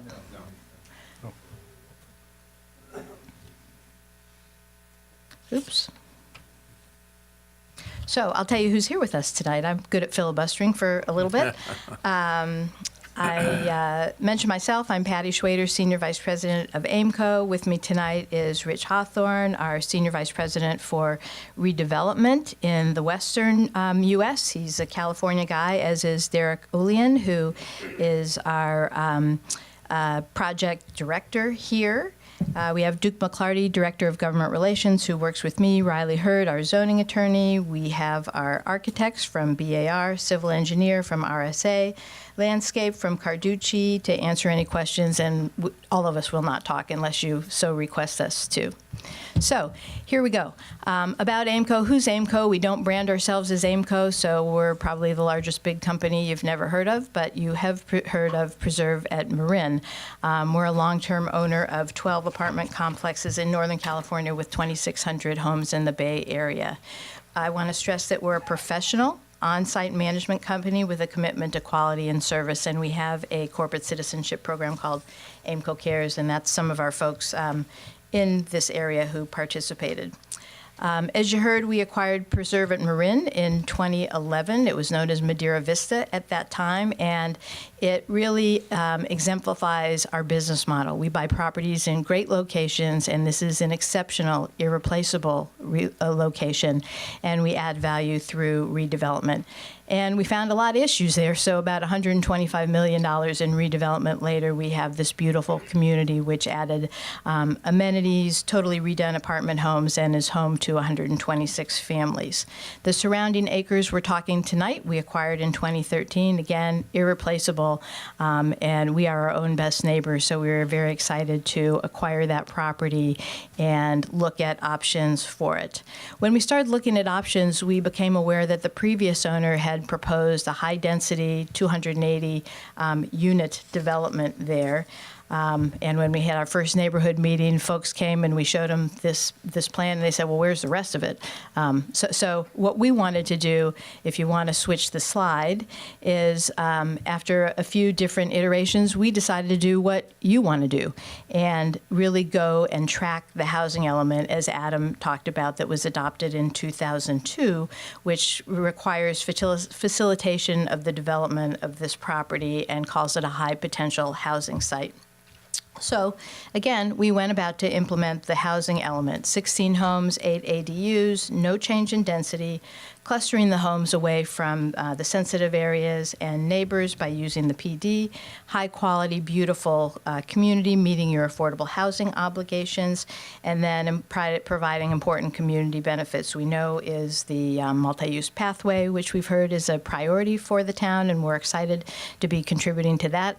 It'll be a great amenity for our own residents as well as the town, and public access to Ring Mountain. So from the original plans, Adam talked about most of them, so I won't go into them again. Again, we spent about 3 years working on this plan. The house on the hill, the big house that you saw in Adam's slide, was removed and relocated. It was discussed by both the neighbors and planning commissioners that would be more impactful. So we moved it, and that allows the natural state of the upper area to remain. We moved the Paradise Drive homes further from the road. We heard from several neighbors, including your former mayor, Carla Condon, that was something that was desirable, move them away from the road. So we did that. We added enhanced sustainability measures, which we heard from many of you, commissioners, neighbors, that this is a value in this community. So we wanted to participate in that as well. And we conducted a thorough review of the trees, which we'll explain a little bit later. A lot of mitigation measures, which we won't go through in detail. That would require a whole night probably to go through, but they're in your packet. And then we agreed to a detailed construction management plan, including something I've never heard of, a disturbance monitor paid for by us. I work in states all across the country, never heard of that one, so you are breaking the mold with a disturbance monitor, and I'm looking forward to seeing how that pays off.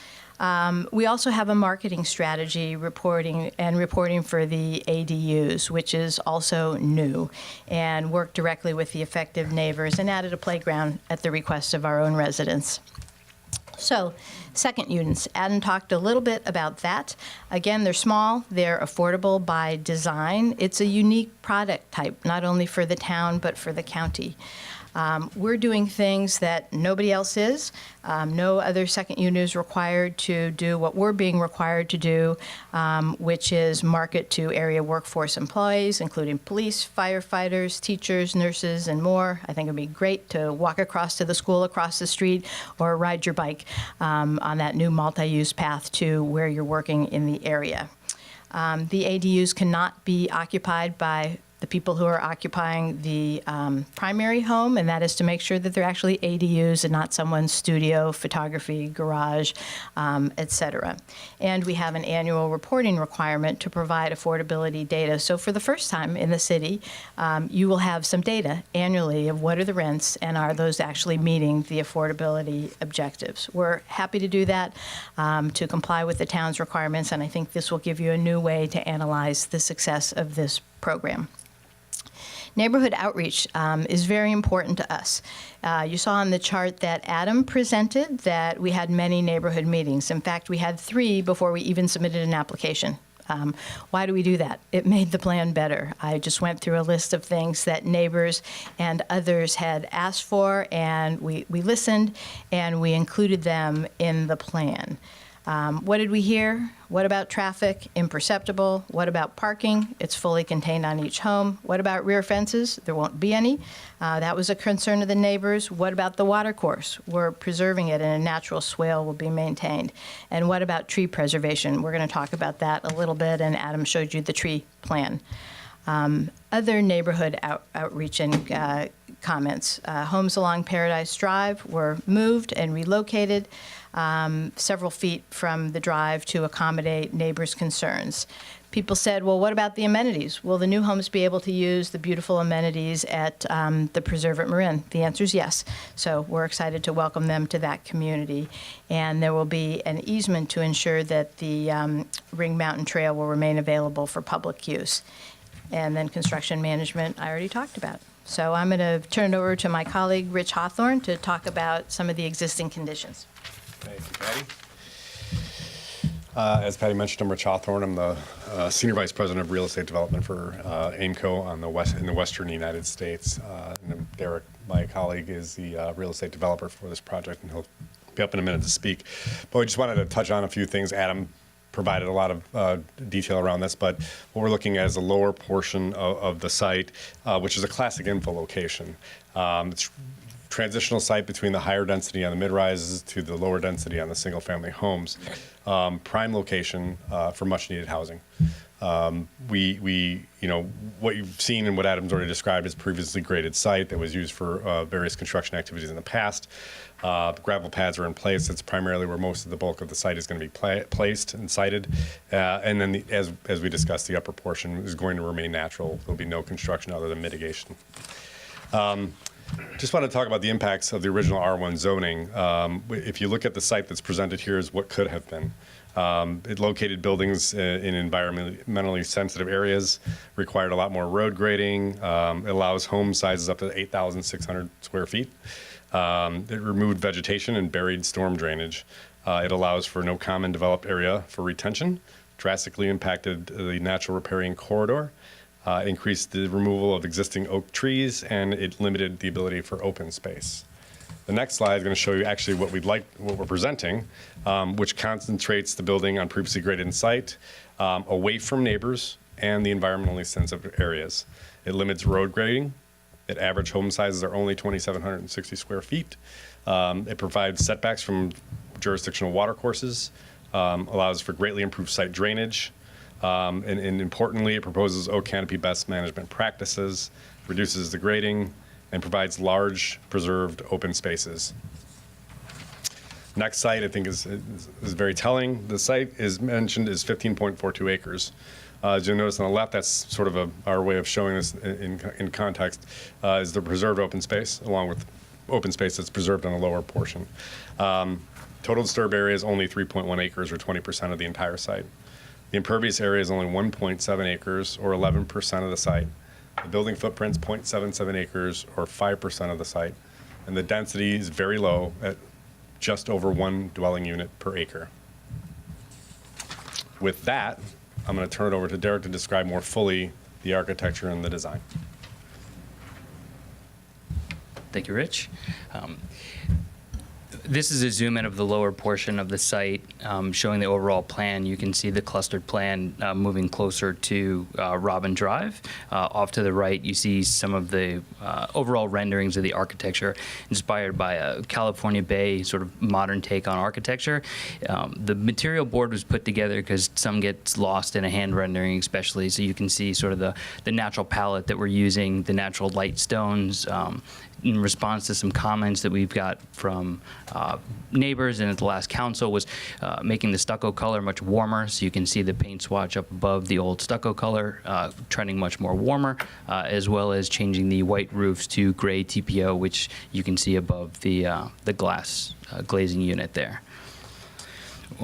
We worked with staff previously, and as previously reviewed, presented, and recommended by Planning Committee, we developed this option 2 of the site plan. And with that, we looked at shifting lots 7 and 8 to create 21% more open space in between lots 7 and 8. Moved lots 6 and 7 between 5 and 14 feet further from Paradise Drive. Also saved 3 existing coastal live oaks. However, this does require some additional PD amendments, but not height, as Adam had said, mostly front yard setbacks. This is a rendering taken, this is an actual photo with a rendering overlay from 15 Cibrian Drive. And as you can see, the homes are situated much lower in the bowl area, so not obstructing the views of Mount Tam, significantly lower than our existing property of apartment buildings, which is mostly what you see on the horizon line. We soften the facade in response to comment with a warmer color, natural palette as well. Change that color of the TPO roof from white to gray, and much greater setbacks from the Tiburon line, which you'll see in a future slide. This slide shows basically we're 81 feet on an average setback from the property line on the Tiburon side, where the R1 zoning allows for 25 feet. So much more significantly moved from that property line, situating it much lower in elevation to maintain and preserve the views and the privacy looking up the hill from Tiburon, from Corte Madera to Tiburon. Adam mentioned this a little bit earlier. Page 93 and page 94 of the staff report mirror these sentiments. Again, you can see the overall site section elevation of the homes up on Cibrian Drive and how much lower we actually are on the units down below. The elevations here, you can see the natural facade. They're only a single-story facade. You can see the actual wood palette on the material board. And there's about 105 feet from the face of the elevation to 15 Cibrian Drive, which is a pretty significant distance over a 25-foot setback. Sustainability, we know it's a big topic in the community and a big topic for Aimco. We're going to be seeking LEED certification for this project. We're maintaining over 89% of the site as pervious, 10.75 acres of preserved open space in perpetuity for the community. Clustered site approach minimizes that site grading. Dark sky compliance with all downlighting, which is part of the mitigation, gray water irrigation, and all garages are pre-wired for electrical vehicles. 240, with 240 volt? Level Yes, 2 for the electrical charges, yes. So in summary, this project provides much needed housing component fulfilling 50% of the town's ADUs, preserve 10.75 open space in perpetuity, donating $250,000 to the multimodal pathway, grants a public access easement to formalize the Mount Tam Trail, as well as creating a mitigated fire risk in a high fire zone with a maintained landscape. I have a short video that I can play of a fly-through of the overall project.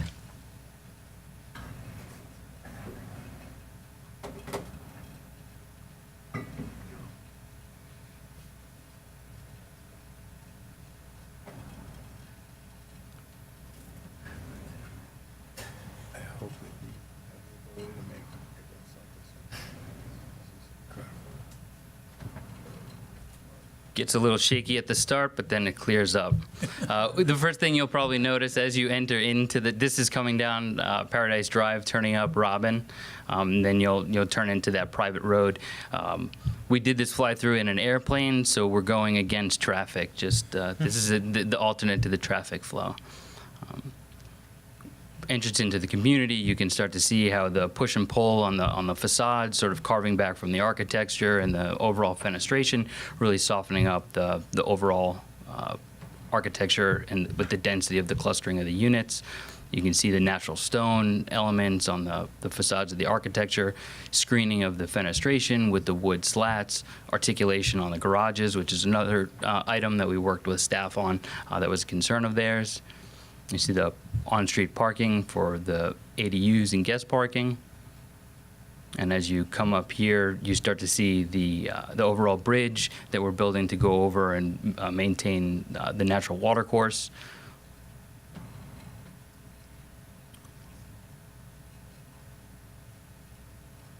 And you start to see some of the peeling back in the open spaces that are created off here to the left between lots 12 and 13. And then as you can see in the facades, you can't tell the difference between the homes that have the ADUs and the homes that don't have the ADUs because they're fully integrated within the design of the overall architecture. This is just a zoom out of the overall site, and it'll loop. Thank you.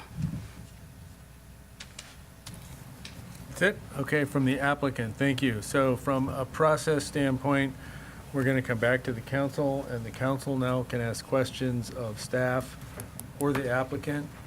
And then we're going to open it up for public comment. Rebecca, I'm trying to remember, are we allowed to go past 9 o'clock? If we go past 9 PM, we have to get the council to agree? Is that the 9:30? Okay, so 9:30, we're it's a okay. majority, 10 o'clock, it's unanimous. Okay, got it. Thank you. Just wanted to clarify. Okay.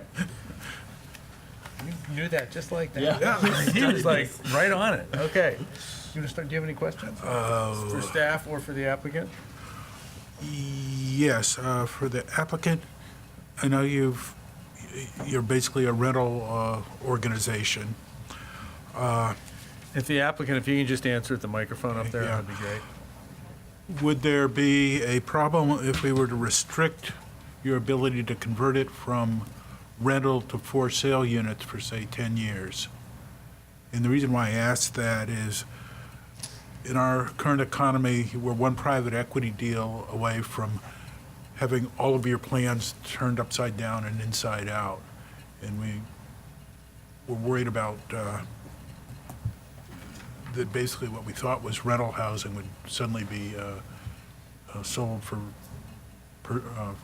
sale? I think it would be a problem in terms of financing and doing the development. Again, we're not a company that does sell, but I think it would be problematic in how we get the financing, how we talk to investors, et cetera. Can I ask a follow-up, a related question to that? Or do you want to go? Well, I was just gonna, would it require a change in the plan to convert them Yeah, to it would. condominiums or homes? No. No, it does not. Jim says no. But No, but there are are several conditions of approval that actually speak to this potentiality, even though we know it's not likely, but there are requirements for certain restrictions, that the restrictions remain in place and get passed through to whoever the ownership entity would be if this happens to be sold. Right, So and it things would- like that, I could look through and come back to you on the Okay, let's come specific. back to that then. It's number 71. 71, okay. Yeah. That's one of them. I think. Jim's on it, yeah. A very specific question related to that, and this could be either Adam or you, Patty. Each of these 16 buildings will be on its own lot that will be surveyed and recorded as an identified lot, right? Is that right? Yep. And yet the ADUs will not be as let's say, a horizontal regime, a condominium deeded as a separate lot. So each building, so there's 16 buildings on lots, period. There's not 24. Correct. So if at some point there's a change of ownership, let's say, it's more likely that it will be to 16 owners without a whole total change of regime and subdivision, right? Yes, but the requirement for the 8 second units remain. Yeah, And if yeah. if they're sold off lot by lot, then there's a requirement that it is owner occupied again, if it's not a rental company. So there's, as Adam said, there's protections for that. Okay. Okay, Jim, we'll come back to you. Do you have any other additional questions, or? Do you have feelings about what's called the alternative site plan or the existing one, or do we care? I'll let Rich answer that, but both of them were presented to the Planning Commission. Both of them are fine with us, really. They were fully baked before they went to the Planning Commission. The Planning Commission, and I believe the staff preferred alternative 2, or option 2. So that's why we're presenting it tonight. It's not a new plan that we presented tonight. It was considered along at the Planning Commission as well. Okay. Does the staff have any preference, or the commission? Or the commission? Well, the commission definitely did. They recommended that they thought that it was would be a good thing to preserve as many trees as possible, and so that's primarily why they went and felt that was an improvement. In addition, it pulled the 2 lots, the structures on lots 6 and 7, off of Paradise further. Commission, Planning Commission was. Planning Commission, yes, and I think staff sort of encouraged them from the beginning to sort of explore this seriously. So, Do you have any further enlightenment on what I was asking? I know you guys were looking through stuff there, so. well, with regard, their condition of approval, I think number 52 does speak to the fact of, I think, Councilmember Kuhnhart's question about ADUs, and if those were, if the lots were individually sold, the owner occupancy requirement would actually come back into play. And so, in fact, if they were sold to individuals, then the town's owner occupancy requirement that one of the units be occupied by an owner would be in effect. And so that's in condition of approval 52. And then I think Councilmember Andrews correctly identified the CC&R provisions in, which, I'm sorry, 71, was it? I think 71, page 12. Page 12. In terms of the requirements for including the other restrictions that are on the property into those CC&Rs. Any additional questions, or? Well, one question I have is in terms of the CC&Rs, how are we going to be assured that there's going to be the financing to maintain the private road if it's spun off, and also that the private open space will be maintained.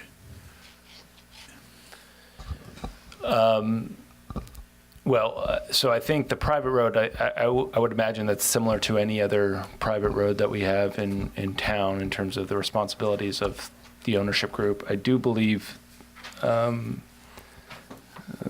would be part of any sort of sale that they would have to identify how basically maintenance of the property that are in common ownership would have to be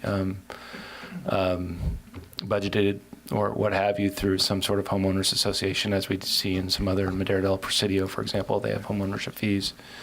They also have actually fees. I think part of their fees are supposed to go to some sort of maintenance of the open space areas in that community as well.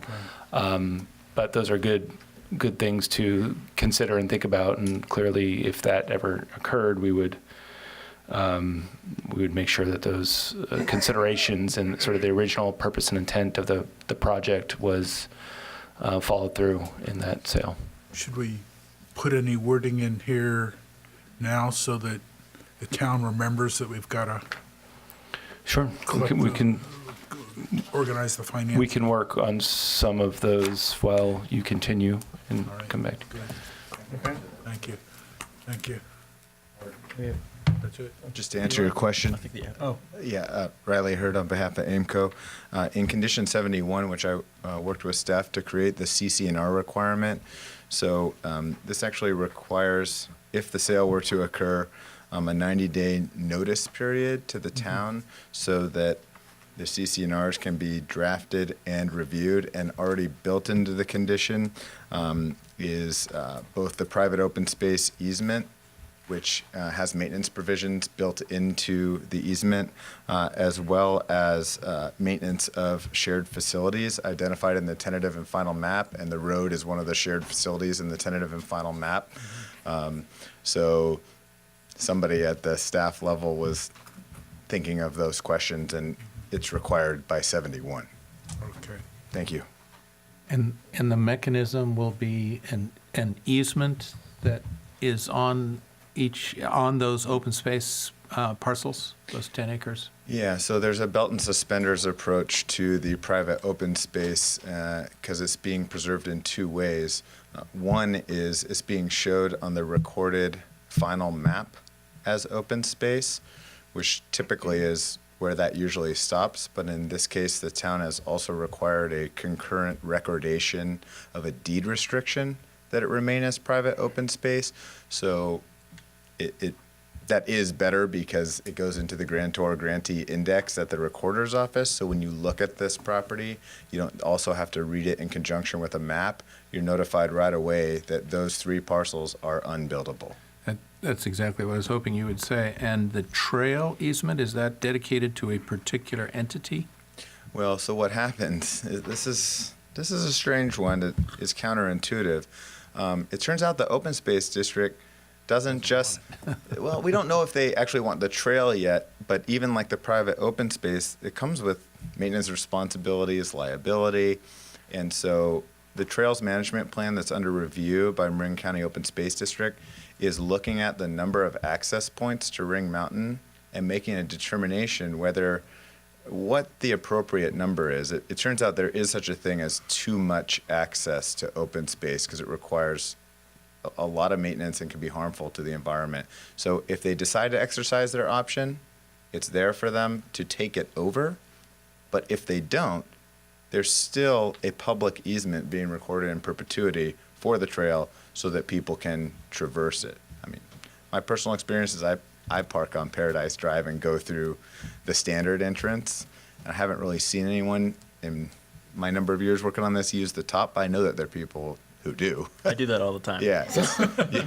Also, the trail is a worn trail on private property, and this solves that problem. Eli can't walk up the whole mountain. Jim, did you have any? No. Eli, did you have some questions? Yes, thank you, Mr. Mayor. Thank you, Adam. Thank you, AIMCO. So my first question is for the fire marshal. So, hi, Ruben. The site plan is beautiful and very lush, and I just wanted to make sure that you are cool with this. Thank you, council members. Yes, so I actually took a look at the plan in September of 2017 to look at it as a vegetation management standard. Unfortunately, it didn't meet our standard that we were requiring, and we had the property owners revise that plan several times.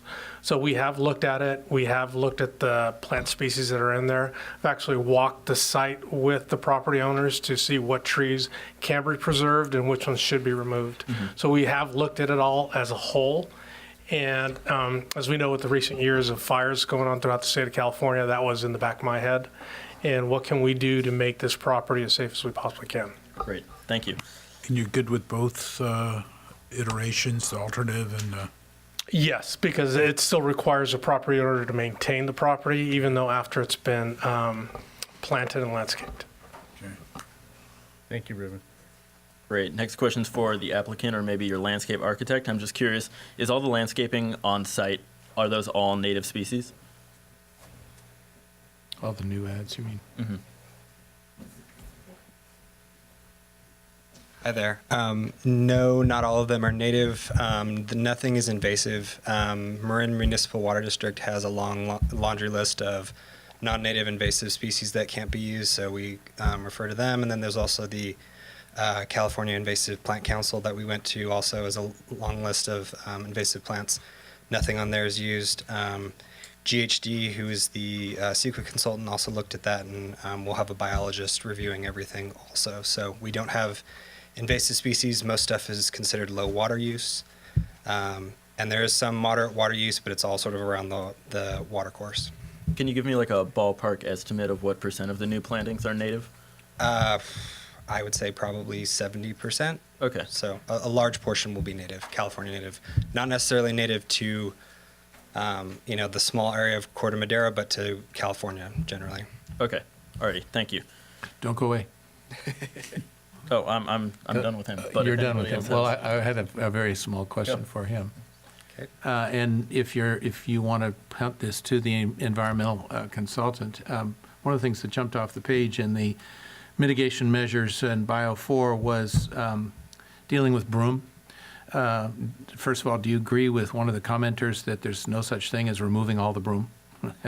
It comes back. It's more of a maintenance thing. I Yeah. think that GHD can speak to that more, but you have to manage it. It's a continuing thing that has to be managed. And one of the suggestions is to paint any cut broom stems with glyphosate immediately after cutting. Is that something that you recommend or is still recommended? I thought that was a no-no.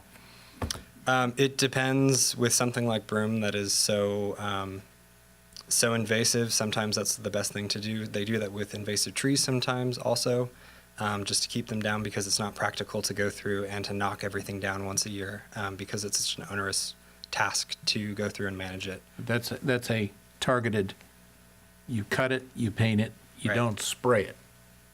Right. Is there a difference of opinion from our own environmental consultant on that? Christine can probably go into that more. Thank you very much.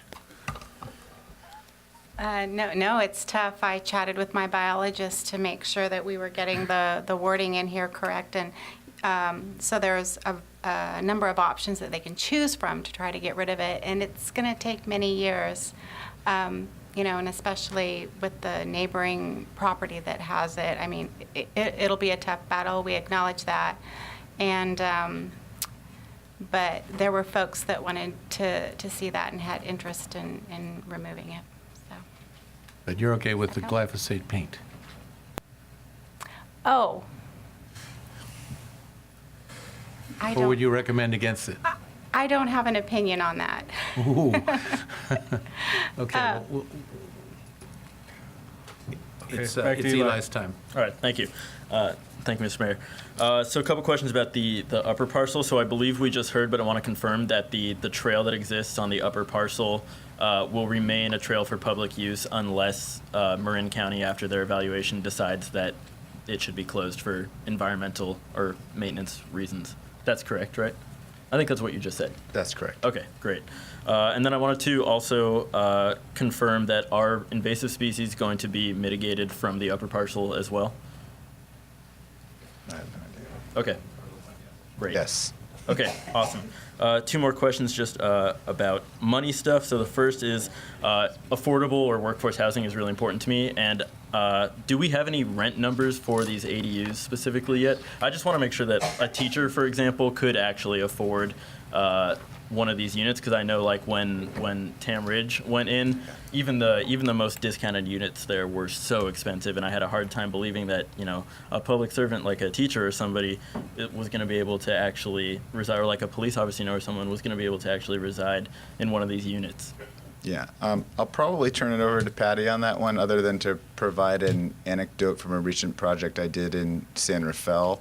About 140 units, and the affordable by design concept played very strongly into that one due to the unit sizes, and that is exactly why HCD allowed certification of the town of Corte Madera housing element to utilize second units for a portion of the demand. So obviously you have your deed restricted traditional low income, and then the 16 ADUs.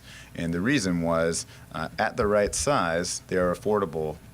While we don't know the exact rental numbers for this project, since it will be 2 to 3 years from now and unknown economic climate, the projections put it at the second units at the very low end of the moderate range. And that's because of the size. Okay. Do we know what types of workers or public servants tend to fall in that income category? Like, would your average elementary school teacher fall into the moderate income range? This is low moderate, and so this is based on the area median income. And the reason that the marketing plan was targeted at the folks it was not only the proximity of their employment, but the anticipated affordability matching their pay and roles. So that's why we got your MCDS teachers, Marin Montessori, so on and so forth. This your classic moderate to lower moderate income level. Okay. Alrighty, thank you. And then my last question, which might be for Adam, I'm not sure. Just looking at the Exhibit B mitigation and monitoring plan, I see that I think everything on here is monitored by the town of Corte Madera. I just wanted to know, is that paid for by the Corte Madera taxpayers, or is that paid for by the applicant? Well, the actual assessments and whatnot that are required are done by the applicant. As you'll note, there is a tremendous amount, and I think you rightly point out, there is a review of that information that has to come into the town, and obviously a lot of those mitigation measures actually point to the planning director as the one who ultimately will approve those and give them authority to go forward and say that they meet those. So it's more of a staff time thing, but the actual experts that are hired to undertake the assessments and the analyses, such as the bat habitat assessment and whatnot, is going to be undertaken by the applicant. Okay, but no reimbursement for staff time? It's not explicit in the conditions of approval, but no, it's generally not. I mean, it's something on other projects that I've worked on recently. And this gets a little bit tricky, but if there is a overlap with sort of the building department permit review applications, and there's required to be staff time in order to ensure that the building permit, in some cases, that overlaps with the environmental aspects of it, requires site visits and whatnot, I can bill my time to for site inspections through the building permit process. So it's not it's generally a staff time that we for review anyways, that we do in-house. Okay. So, yeah. All right. So hopefully not too onerous or costly. No, it's within the norm. Within the norm. Okay. As long as we don't get 5 more of these in the next couple of years here. But I want to see you out there protecting the ground-dwelling birds. trust me, we get out there. Yeah, we do All right, that. Thank you, Mr. Mayor. That's it? Yes. Thank you. David? I think I just have one or two.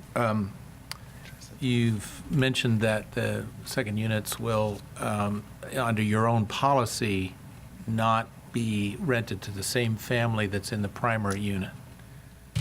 Would you allow a grandmother to rent the second unit, to have a granny flat? I can respond to that. So just to be clear, this is not AIMCO's policy. It's a condition of approval of this application placed on it by the town and proposed for your consideration. But the way it's worded was very, very careful to absolutely allow an aging in place relative or a care provider to rent the ADU. The key was it can't be A studio or the tech an guy office. who Right. takes down both so that he has a little lounge over here and this over there. It's designed to be a different human being. That's how it's worded. With Sorry, that's condition of approval number 51 in your. with respect to the view issues that you pointed to, and you had an illustration, I think you said that the view from 15 Cibrian was taken from the second story, looking Correct. at. Is in our, I know that it's not our business to protect, let's say, design considerations and views on behalf of neighbors, but it would be nice to treat them the same way we treat ourselves. Isn't our policy or our emerging policy to protect primary unit occupancy space views? That is to say, the living room, dining room area of a house? You know, it really, and the Planning Commission deals with this a lot. It's really a case-by-case analysis, and, you know, we find that it's difficult to unilaterally say that a view can only be sort of valued from a certain room, because people use their spaces so vastly differently, and you'll hear arguments as to, because the room is set up a certain way, we do it this way, this room is used for whatnot. I mean, primarily, though, views, I will say, the views that we often see argued that are important to individuals are from their living rooms or bedrooms, or oftentimes particular outdoor areas that are set up to capture a view. Those are primarily what we see as the most frequent view, I would say, claims that come before the Planning Commission. But oftentimes we'll get it from other folks who want to protect views from a bathroom or other things like that, which have not generally been looked favorably upon, or haven't been persuasive to the Planning Commission, I would say. Last question, I think, is, am I understanding correctly that we are being asked to remove the hillside standard and put on a planned unit development standard, but at the same time, is it your judgment that we're really maintaining the standards of both? The very low density of the hillside and also the flexible setbacks, and so we're getting the best of both? Yes, and frankly, I think we probably would have done both, but the code specifically says you can't have a PD and an HLC at the same time. Okay, So but you've Yes. negotiated this in a way that you're getting both. Yes, and I think to give the applicant credit, they came forth with that approach themselves, too. I think I do have one last question for Derek. There's a lot of what looks like wood. Is that actually hardy board, hardy plank, or some other material that is fire safe? Yes.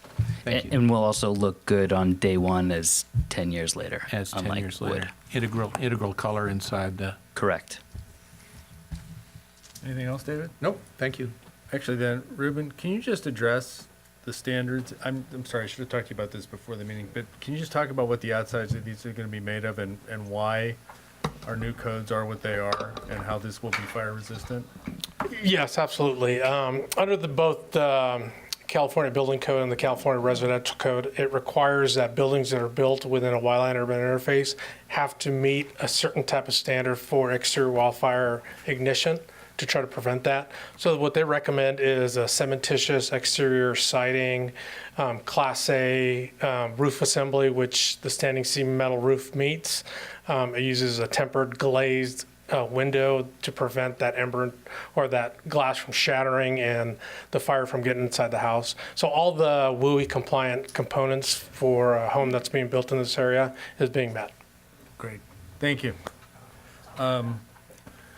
You guys asked all my questions, so I don't have any questions. So what we're going to do next, yes, Teresa. I just wanted to clarify one point. There was a question asked earlier about the maintenance obligation with respect to the private road, and if this were eventually converted to private ownership, would that follow?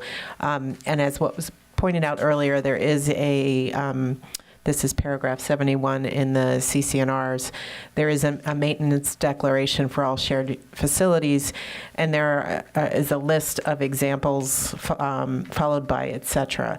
If the council wanted to list there specifically the private road, I did speak with with AMCO's attorney, and AMCO has no objection if you want to add that as an express example. I don't think you need to, but you could certainly do so if that is your pleasure. I'd like to, because we have privately maintained road that's public access that basically the town's helping pay to resurface because they don't have the money to do it. Right. You know where it is. Yeah. Okay, so I want to get that in there explicitly.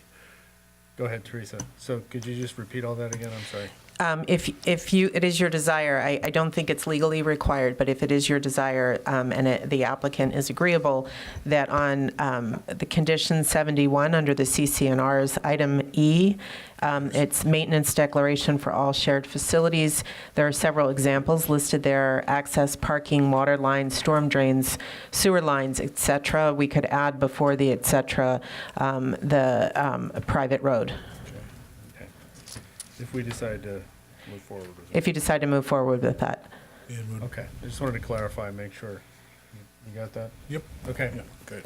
You got it, that's what's important. Okay, so, do we have to agree to move the meeting to 9:30? I can't remember. 9:30. Oh, we go till 9:30 automatically. Yes. Okay, thank you. Then we're gonna open it up for public comment right now. So if you have something to say, if you can come up to the microphone.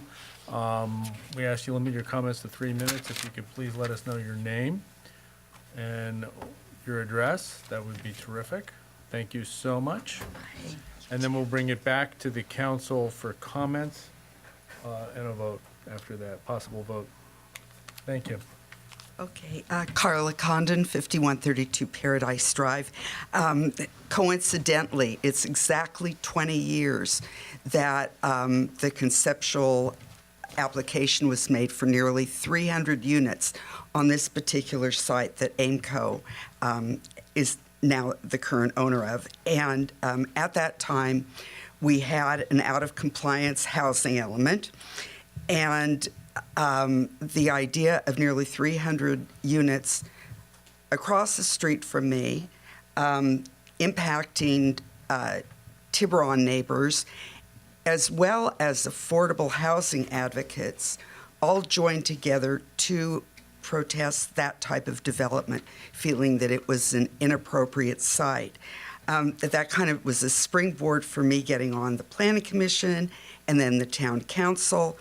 And I worked with staff to come up with language for the housing element that actually did what we currently have, the 16 units, half of which would be granny units, au pair units, ADUs. And at any rate, that plan was embraced by all. We even got an award from HUD for creative development of the housing element. Now we fast forward, and I really feel that AIMCO has done a fabulous job of what they are presenting to us. And there are just a couple of things that would make it perfect. It is that close to perfect. And that one is that the vision of the development, from my perspective, and I think from other people that contributed to the current zoning, was that the development would occur on the flat pads.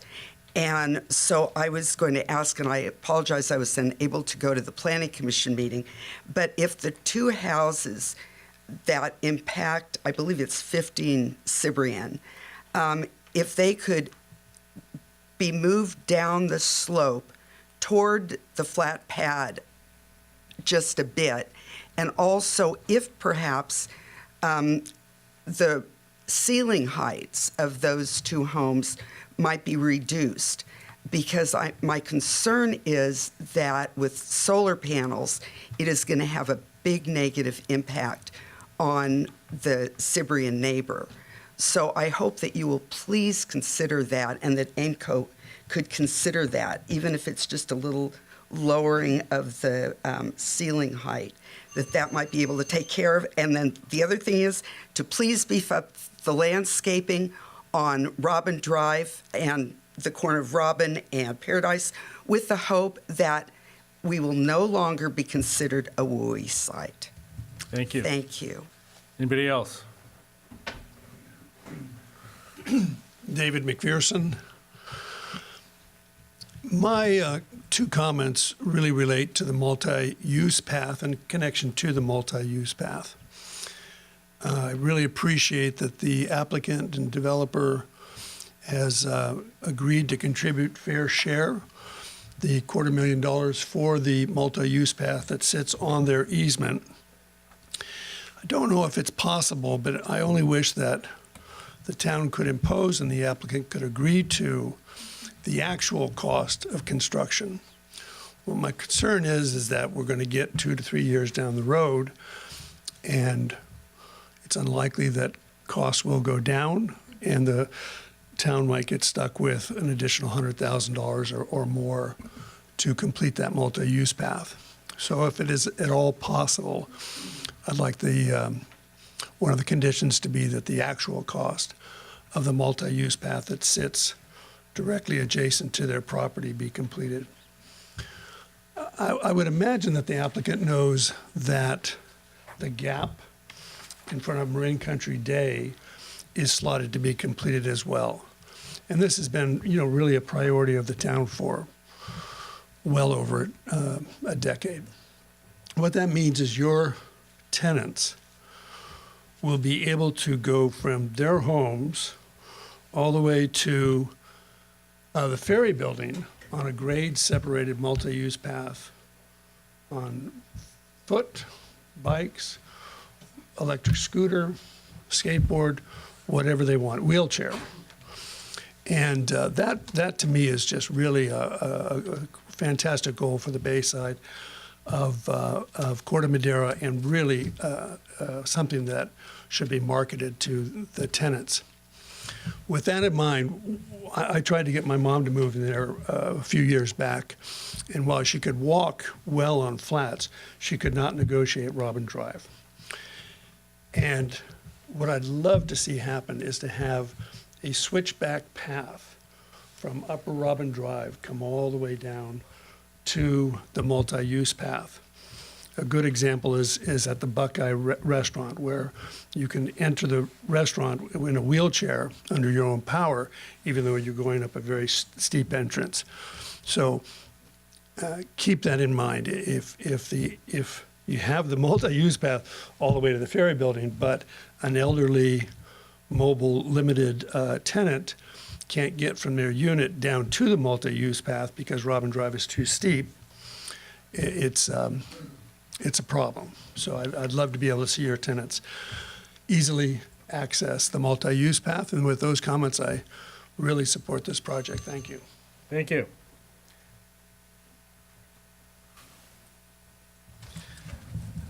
Good evening. My name is Jim Malott. I'm an architect and used to be on the Tiburon Design Review Board for a number of years, where I did the design guidelines for Tiburon.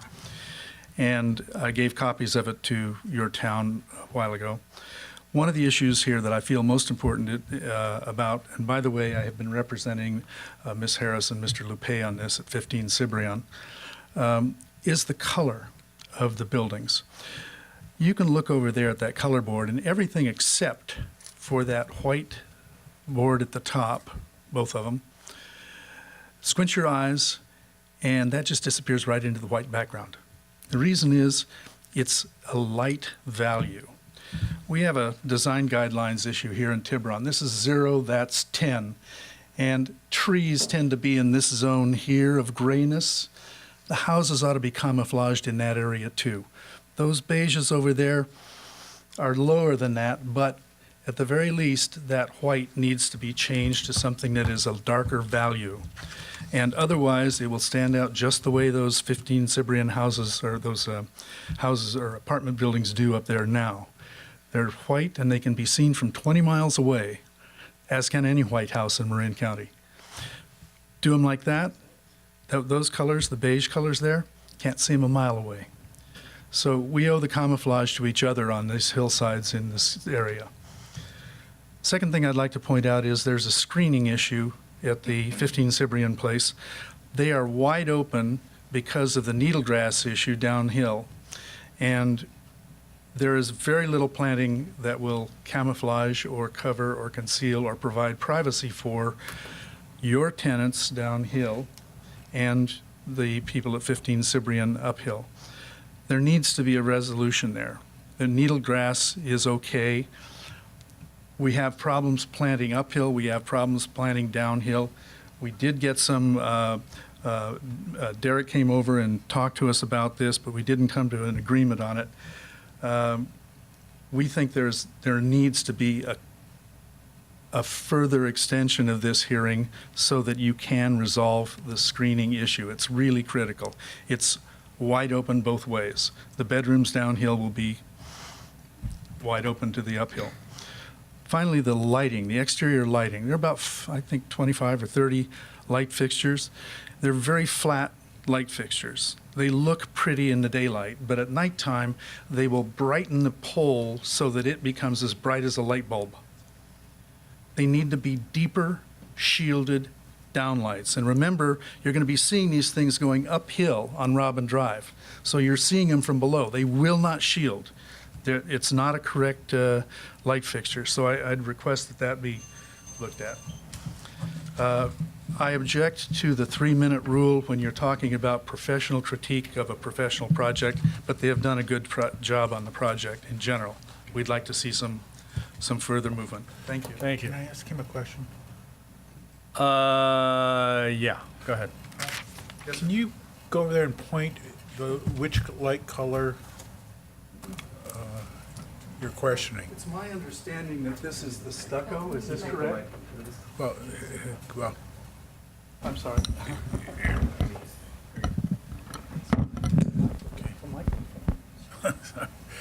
Sorry. It's my understanding that this is the stucco on the exterior, is that correct? Okay, it needs to be the same value as this in order to blend with the hillside, and that's what I'm saying. This will stand out. You squint your eyes, and that's what it'll look like in sunlight. Just wanted to be clear on that. Thank you. Todd. Hello, my name is Annette Harris. I've lived in Tiburon for a number of years. I was here at the Planning Commission meeting. I'm here again tonight because I want to give you a different perspective. I also want to thank the AIMCO team because they have been very, very available. They have had community meetings. Some of the things that were said at those meetings have come to fruition. Some have not. It's a process. We understand that. What I want to point out tonight is that some of what you have seen by way of slides, all due respect, Adam, is not totally accurate, so I just want to share with you. There was one slide, and I don't know if it was from your presentation or the AIMCO presentation. If I stand on my deck and I don't turn my head this way or this way, then the Mount Tam view is not being blocked. And also, second floor, living space, as was indicated earlier, is not defined by every household. It depends on the individuals. So I want to ask the town council to please take into consideration, as was said earlier, we have taken precautions for tulips, for birds, for bats, for grass. Please take into consideration people who live there and who want to continue to live in harmony with our neighbors. We did that when the initial unit was all apartments and we had low-income and middle-income people. We lived harmoniously. We would like to have that happen again without anyone being stepped on in terms of their rights to be able to enjoy their home life and their habitat. Thank you very much. May I ask a question, a clarifying question, Ms. Harris, please? Yes. Thank you very much, Ms. Harris. I'm sorry, but I just didn't understand the one sentence that you said, which had a double negative in it, turning your head to this side and that side and not seeing Mount Tam. Mount Tam is not obstructed by any of this development, No, correct? excuse me. Let me clarify that for you. I didn't understand you. The one slide that was shown, Yeah. it was indicated by that slide that it was taken from the second floor of our property and that the Mount Tam view was not being obstructed. Right. And that's correct if you stand in one spot and you only look in that direction. There is more than a Mount Tam view. There is also a water view, and there's also a view of Paradise Drive going downhill. So does that clarify? I think I understand you better. I was up there. It's beautiful. The views are beautiful. It is beautiful, and I'd invite you for a glass of wine. But I like to have people understand that just to look in one direction and say a view is... Okay. Does that make sense? Thank you. Thank you. Got it. Can I ask her a question? Yeah. There was, the question of needle grass and so on. In your ideal world, what sort of planting or vegetation would go in roughly where? Okay. Realizing that we aren't going to get in an ideal world. I understand. In an ideal world, we would work collaboratively with and someone else is going to speak. In an ideal world, we would work collaboratively with the AIMCO people, the AIMCO landscaper, and determine what would be feasible. Because you need to know, we cannot just plant trees on our property. They did make that offer to plant trees on our property versus where the needle grass is. We are under CCNRs. We cannot build structures of fences, nor can we plant shrubs and trees that simulate that without changing our CCNRs. That's a whole other story. So we're a little bit between a rock and a hard place. So what we really basically want to do is work collaboratively with the AIMCO people. I know he's giving me the evil eye. Thank you. Sorry, we're running out of time here. We're hoping to do this tonight. Thank you. Hello, my name is Mark Lupe. I'm a resident of 15 Cyprian. We can make this very quick for you, right? So I can answer your question too. Number one is I'm the one who wrote the email to you all today, thank you for responding. So the objective tonight from a 15 Cyprian resident's point of view is the project should be a go without a doubt. We're all aligned. We'd like to have clarity. There was a comment made that there is conditional approval with regard to the landscaping. We cannot make a statement about what it should look like in an ideal world because we just saw the vegetation plan of several hours today. So we just weren't equipped. My wife is correct, of course, as always, that we have the CCNRs that we can't, if we could plant, that was an offer, we just can't do it. So from a layman's point of view, as much as we can shield from the house down below is great. The fact that they pushed the house further away is ideal from a property line point of view, the 89 feet versus 25 feet, that's great. But as you know, the further you get, the more you see. Our primary area is what you see that's our primary area in that home. That's why it's a little bit sensitive, no, very sensitive to us. Also, hopefully that the fact that we're not Corte Madera residents is not counted against us. Okay, we've been residents of Marin County for more than 40 years, so we've been around for a while. And it's just a matter of approve the project, subject to a screening recommendation in terms of what we can do to get to closure. We cannot do that right tonight because of just seeing the vegetation plan today. That's what we request. And thank you for responding. And Derek, you're being a great guy. I know, stop eating those Johnny's Donuts and you'll be okay. And I'm being, because it's been very, very challenging all along. But we're not trying to stand in the way of this project. Just understand that that's our primary living area and it's extremely sensitive, just like it would be at your own home. Thank you. Thank you. Any other public comment? Okay, hearing none, we're going to close public comment and we will bring it back to the council for discussion. Yes, sir. Yeah, go ahead. Let's have the applicant respond. Riley Hurd, I know to be quick. I want to start by addressing comments from 15 Cibrian and say that AIMCO agrees with them wholeheartedly.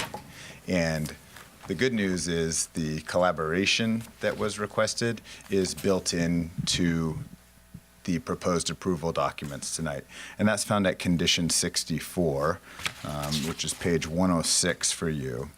And essentially what this condition had to do is strike the balance between the presence of needle grass and the desire for screening. So what we have in here is a condition that requires the applicant to, in consultation with the CEQA consultant and the biologist, and being sensitive to the needle grass, find the most best that can be done for screening from 15 Cibrian. And this issue did come up at the Planning Commission, and the findings regarding privacy that are in your document tonight, they do not rely on vegetative screening. They, this is on page 93 and 94, but I'll just summarize it for you. They rely on the distance between the structures, the topography change between the homes, and the fact that we're 80 to 100 feet away in a town where some places have 6, 8, and 10-foot side yard setbacks. So that's what they're relying on. But AIMCO, as you've heard, has said, we'll do the more. And so we agree to condition 64, and we will be working to get as much screening as possible. Couple more comments just in response to some of the public statements. Really appreciated the support from Carla Condon. We did look at moving the homes further away, even further, but you run out of space because of the ring road. So that was not possible. The solar. This is not your tilt-up traditional old school solar. On the floor over there is an example of the panels that will be used. These are as much a matte finish as possible from Mitsubishi, and they are placed in between the seams of the roof and rolled out as a flat, almost paper-like structure. So it took us a long time to find those, but we did. And the reason we found them is the comments we received. Finally, is the issue of the color. This color was a response to the direction of the Planning Commission and comments that we heard at the past hearing. And in the view of many who were involved with the project, a black and gray development was not the right fit for this site. And final thing is, the facades that face uphill towards Cibrian are the wood-clad brown facades. So that was purposeful. And the stucco actually faces our own development. So we're the ones who will be looking at that, and we liked it. So thank you very much. Okay. And that condition 64 says that property owner will be required to maintain screening to ensure that the vegetation does not substantially impair primary views of Mount Tam and the Bay from 15 Cibrian Drive, rear yard swimming pool and patio, and west-facing windows in the residence. and it shall be evaluated by the planning director and will consider evidence provided by the 15 Cibrian Drive and project site property owners and may be contingent upon a site visit to the Cibrian Drive.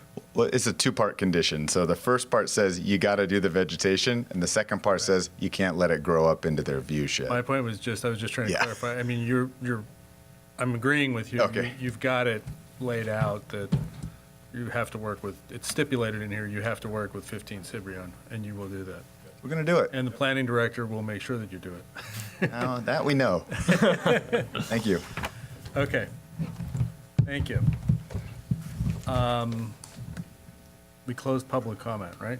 So we are now to the council for comments and/or questions, discussion, and possible motions. Is that clear, everybody? Okay. Who would like to begin? Anybody? I can. Okay, go ahead. With the, first, I'm assuming we're talking about the alternative site plan option 2, right? Okay. So you'd like to move ahead with the alternative site plan? Yes. Okay. Okay. Do we need to have a discussion on that, or? I'm with you.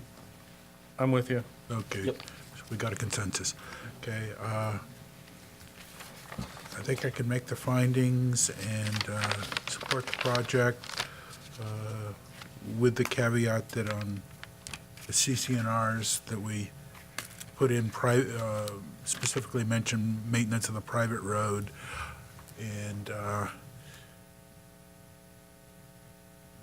also the maintenance of the open space, that if it's spun off, that we know who's responsible for keeping the open space under good fire management condition.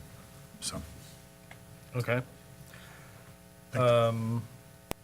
Anybody else want to say anything, or no, David? No? Okay. Eli does. Go ahead. Thank you. I'd love to share my thoughts if I may, Absolutely. Mr. Mayor. So I appreciate the robust examination and public process that this project went through. I want to thank our excellent planning staff and our planning commission, member of which is here tonight, for their diligent work vetting this project. When I look at a project like this, I think my two big questions are how does it affect our community and how does it affect the environment? So when it comes to our community, I think we've seen from all the materials and all the examination done by the planning department and the planning commission that the effects are negligible. We have the traffic study makes clear that there's minimal impact to the traffic situation in town. The view situation is relatively unimpacted by this project, and frankly, it takes some pressure off us when it comes to RHNA numbers, building housing, and will hopefully provide some good affordable workforce housing, which I think is sorely needed in this community. So that looks good to me. And then on the environmental front, I'm always kind of uncomfortable when it comes to propositions to develop open space. But this site is not exactly an environmental jewel. It was clear-cut and graded years ago. So it's already disturbed. It's not prime habitat right now. I see it as was mentioned, basically an infill site because it's in between the existing Aimco apartment buildings and the residences in Tiburon. So to me, that is really an infill site. And I understand that there are sensitive habitats, both on the lower portion, which is being developed, and on the upper portion. But I'm thrilled with the extent that this project proposes to go through mitigation to protect those sensitive habitats and those endangered species. That works for me. And then I think the biggest pro of this project is that the condition that the upper parcel is going to be protected in perpetuity as public or private open space, but accessible to the public. I think the way I see this is a trade-off where we're going to the town and we're saying we've got these sort of two parcels, the upper and the lower parcel, both of which could be developed on, are not developed right now, but could be developed on. One is sort of this infill spot that's nestled in between already existing development, and one is up on the side of Ring Mountain. And we're saying we'll develop this smaller infill site, but we'll set aside this bigger site on the side of Ring Mountain, and not only preserve that as, this open space for the public to enjoy, but we'll also mitigate it and help sort of continue the environmental resource that place is. So this project looks good to me. Great, thank you. I just will jump in then and say I would agree with you. What I like about it is consistent with the general plan and the housing element, which I have spent considerable time on over the years, and this just hits it, perfectly. Really does a nice job on that. I thought from the project, and by the way, full disclosure, I did visit the site, as did David last Friday. He and I went together, so we've looked at it, we've walked it. But aesthetically, I think it is just really, really nicely done. I love the fact that we are getting a significant contribution for the vehicle and cyclist path, which I think is going to be terrific. Love the fact that maybe we get something that's completed all the way over to the Larkspur Ferry. I think that's terrific. The fact that we are taking 11 acres out of 15 and turning it into open space is a huge win. I think that is terrific. And the fact that the fire marshal supports this is also terrific, right? I mean, that's something that we're going to be hearing a lot more about in the future.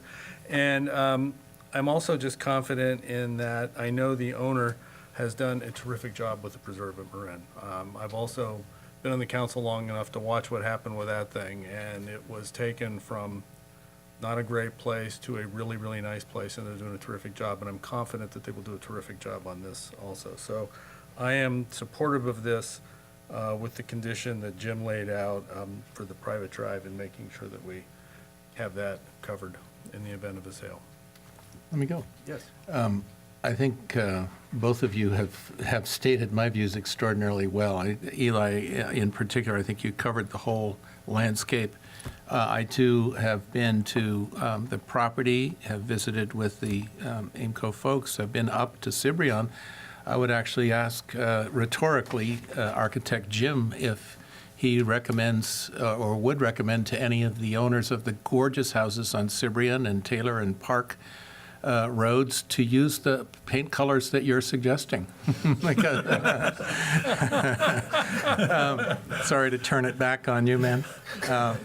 But I think that this actually is the product of a kind of millstone grinding for the past 4 years, and the project has become refined as you have ground this through the various points of opposition. And having Ruben on the one side saying fewer trees, and let's say another very well-known and very successful environmental organization nearby saying more trees. That's just one example of how this property has been refined in the process and improved greatly through the process. I think you've done a wonderful job getting a great product, and your documentation and your bill of lading for your own work for the next couple of years is pretty extraordinary. So I would say this is really, it's close to an A-plus job from my perspective. And I thank this company for following through on it. Electric heat pumps or gas? You got to hire that, okay. I like the fact that you're putting in EV charging facility, not necessarily chargers, but 240 volt in every garage. I think that in the future will be very appreciated by your residents, and I wish you the best of success. Terrific. I'm going to ask for a possible motion, but before I do that, I think I need to ask for a motion to extend the meeting another 30 minutes. Move to extend 30 minutes. Move to extend 30 minutes. Second. Second. Councilmember Bailey. Councilmember Beckman. Yes. Councilmember Kuhnhart. Yes. Vice Mayor Andrews. Yes. Mayor Ravazio. Yes. Do you want one motion for the 4 items that we have before us, or 4 resolutions? I'm sorry, there's Well- 3 resolutions and a rezoning. Yeah, and there's also a change somewhere to accommodate the road. So Teresa, can you, Right, I would do it, or sorry. Adam, is that one of you? Yeah, I think it's better to do them one at a time for a number of reasons, but I would like to remind, we can bring up on which resolution to include the addition to the conditions of approval that Councilmember Andrews noted. But the first one, I just wanted to remind you that as part of a motion, please also make sure to refer to the mitigation monitoring and reporting program that was excluded from your draft resolution unintentionally. That's draft resolution 13/2009. That's the first one you will be considering. That's on the CEQA initial study mitigated negative declaration. And if you just refer to approving the mitigation, monitoring, and reporting program as an exhibit to the resolution, that would be great. I would appreciate that. Yes, I would mitigation like to move, monitoring. I would like to move You can do approval. that? I would like to move approval of Resolution 13-219, adopting the initial study and mitigated negative declaration inclusive of the mitigation and monitoring plan as specified that's been submitted to us. Is there a second? Second. The attorney's nodding her head. Way to go, David. Councilmember Bailey. Councilmember Beckman. Yes. Councilmember Kuhnhart. Yes. Vice Mayor Andrews. Yes. Mayor Ravazio. Yes. Okay. Resolution 2. Now, do we need And to this- worry about the alternative site? Yes, for this resolution and the next one, you will also refer to the alternative site plan in attachment 19, and the language that Councilmember Andrews requested in condition of approval number 71, so that 71 paragraph E reads, maintenance declarations for all shared facilities, access, parking, water lines, storm drains, sewer lines, private road, and you can consider also including and open space as well in that. So, You want to roll with that? Yep, Okay. whatever he said. do you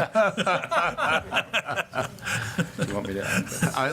I'll second that. Let us get away with that, yeah. If, Nope. Nope, she's not. Okay, And all right.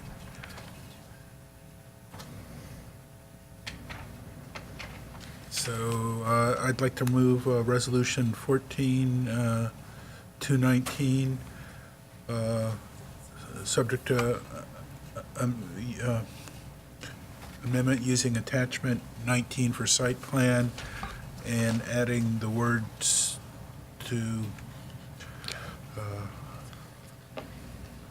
item 71, maintenance declaration for all shared facilities, to include private road and open space vegetative plan before the et cetera. If that makes sense. Does that work, Teresa? That works. Okay. Sorry, this is complicated. Okay. Go ahead. Second. Second. Yeah. Councilmember Bailey. Councilmember Beckman. Yes. Councilmember Kuhnhart. yes. Vice Mayor Andrews. Yes. Mayor Ravazio. Yes. Okay. Moving on, is there a motion for Resolution 15/2019? I would like to move Resolution 15-2019, approving the precise plan and design review as submitted, No, it's amended. No, it's Is it- amended. and as amended with the revised site plan. thank you. In attachment 19. In attachment 19. And attachment 19, that's what I meant to say. Second. It's and including the same language that was in the last resolution. Councilmember Bailey. Councilmember Beckman. Yes. Councilmember Kuhnhart. Yes. Vice Mayor Andrews. Yes. Mayor Ravazio. Yes. And we have And one more, which the is final is ordinance ordinance. number 985. And, Mr. Mayor, I'd be pleased to move the passage of the rezoning ordinance number 985. Introduction. The introduction. First reading. First reading. Oh, this is a first reading, is it not? Yes, because it is an ordinance, it has to be done again. So introduction of ordinance number 985 on the rezoning of the 15.42 acre property off of Robin Drive. Is there a second? Second. We don't have to amend or? I Councilmember guess not. We're okay? Councilmember Bailey. Councilmember Beckman. Yes. Councilmember Kuhnhart. Yes. Vice Mayor Andrews. Yes. Mayor Ravazio. Yes. Okay. So then that takes care of item 5A, public hearing. There are no business items. We will now move to item 7, town manager and council reports. Thank you, Mr. Mayor, members of the council. Just two really quick updates as I want to get to the sanitary district items and get you home. I have a copy. I'm happy to pass it out, but these are the frequently asked questions for our CHIPPR program, which is off and running now with the great help of Marla Orth, Todd Lando with FireWise, as well as our fire marshal. And I just want to share with you some of the efforts. It's our sales tax measure monies at work. Marla and Todd Lando have coordinated a preliminary schedule for the CHIPPR program, and it's Meadowcrest and Fairview Ridge. There's 18 homes. Hidden Valley, 75 homes. Upper Chapman, 83 homes. Lower Chapman, 360 homes. And Christmas Tree Hill, 285 homes. That schedule is between now and May 30th. $300,000 are dedicated to that process, and the town is also going to help in some of the shared properties through all of our pathways, as well as our streets going all the way up Christmas Tree Hill. We are also going to dedicate about $150,000 to help the neighbors clear a lot of that brush between now and the end of fire season. And so there's a lot of work that's about to take place. I'm excited about it. I really appreciate the work of Marla Orr to coordinate the NRG. That we've really used the NRG neighborhoods to educate and get them ready to go. So you're going to see us out there for the next 3 or 4 months, and I'm excited about it. On May 1st, we're sending out information to the neighborhoods of the ordinance and the expectation.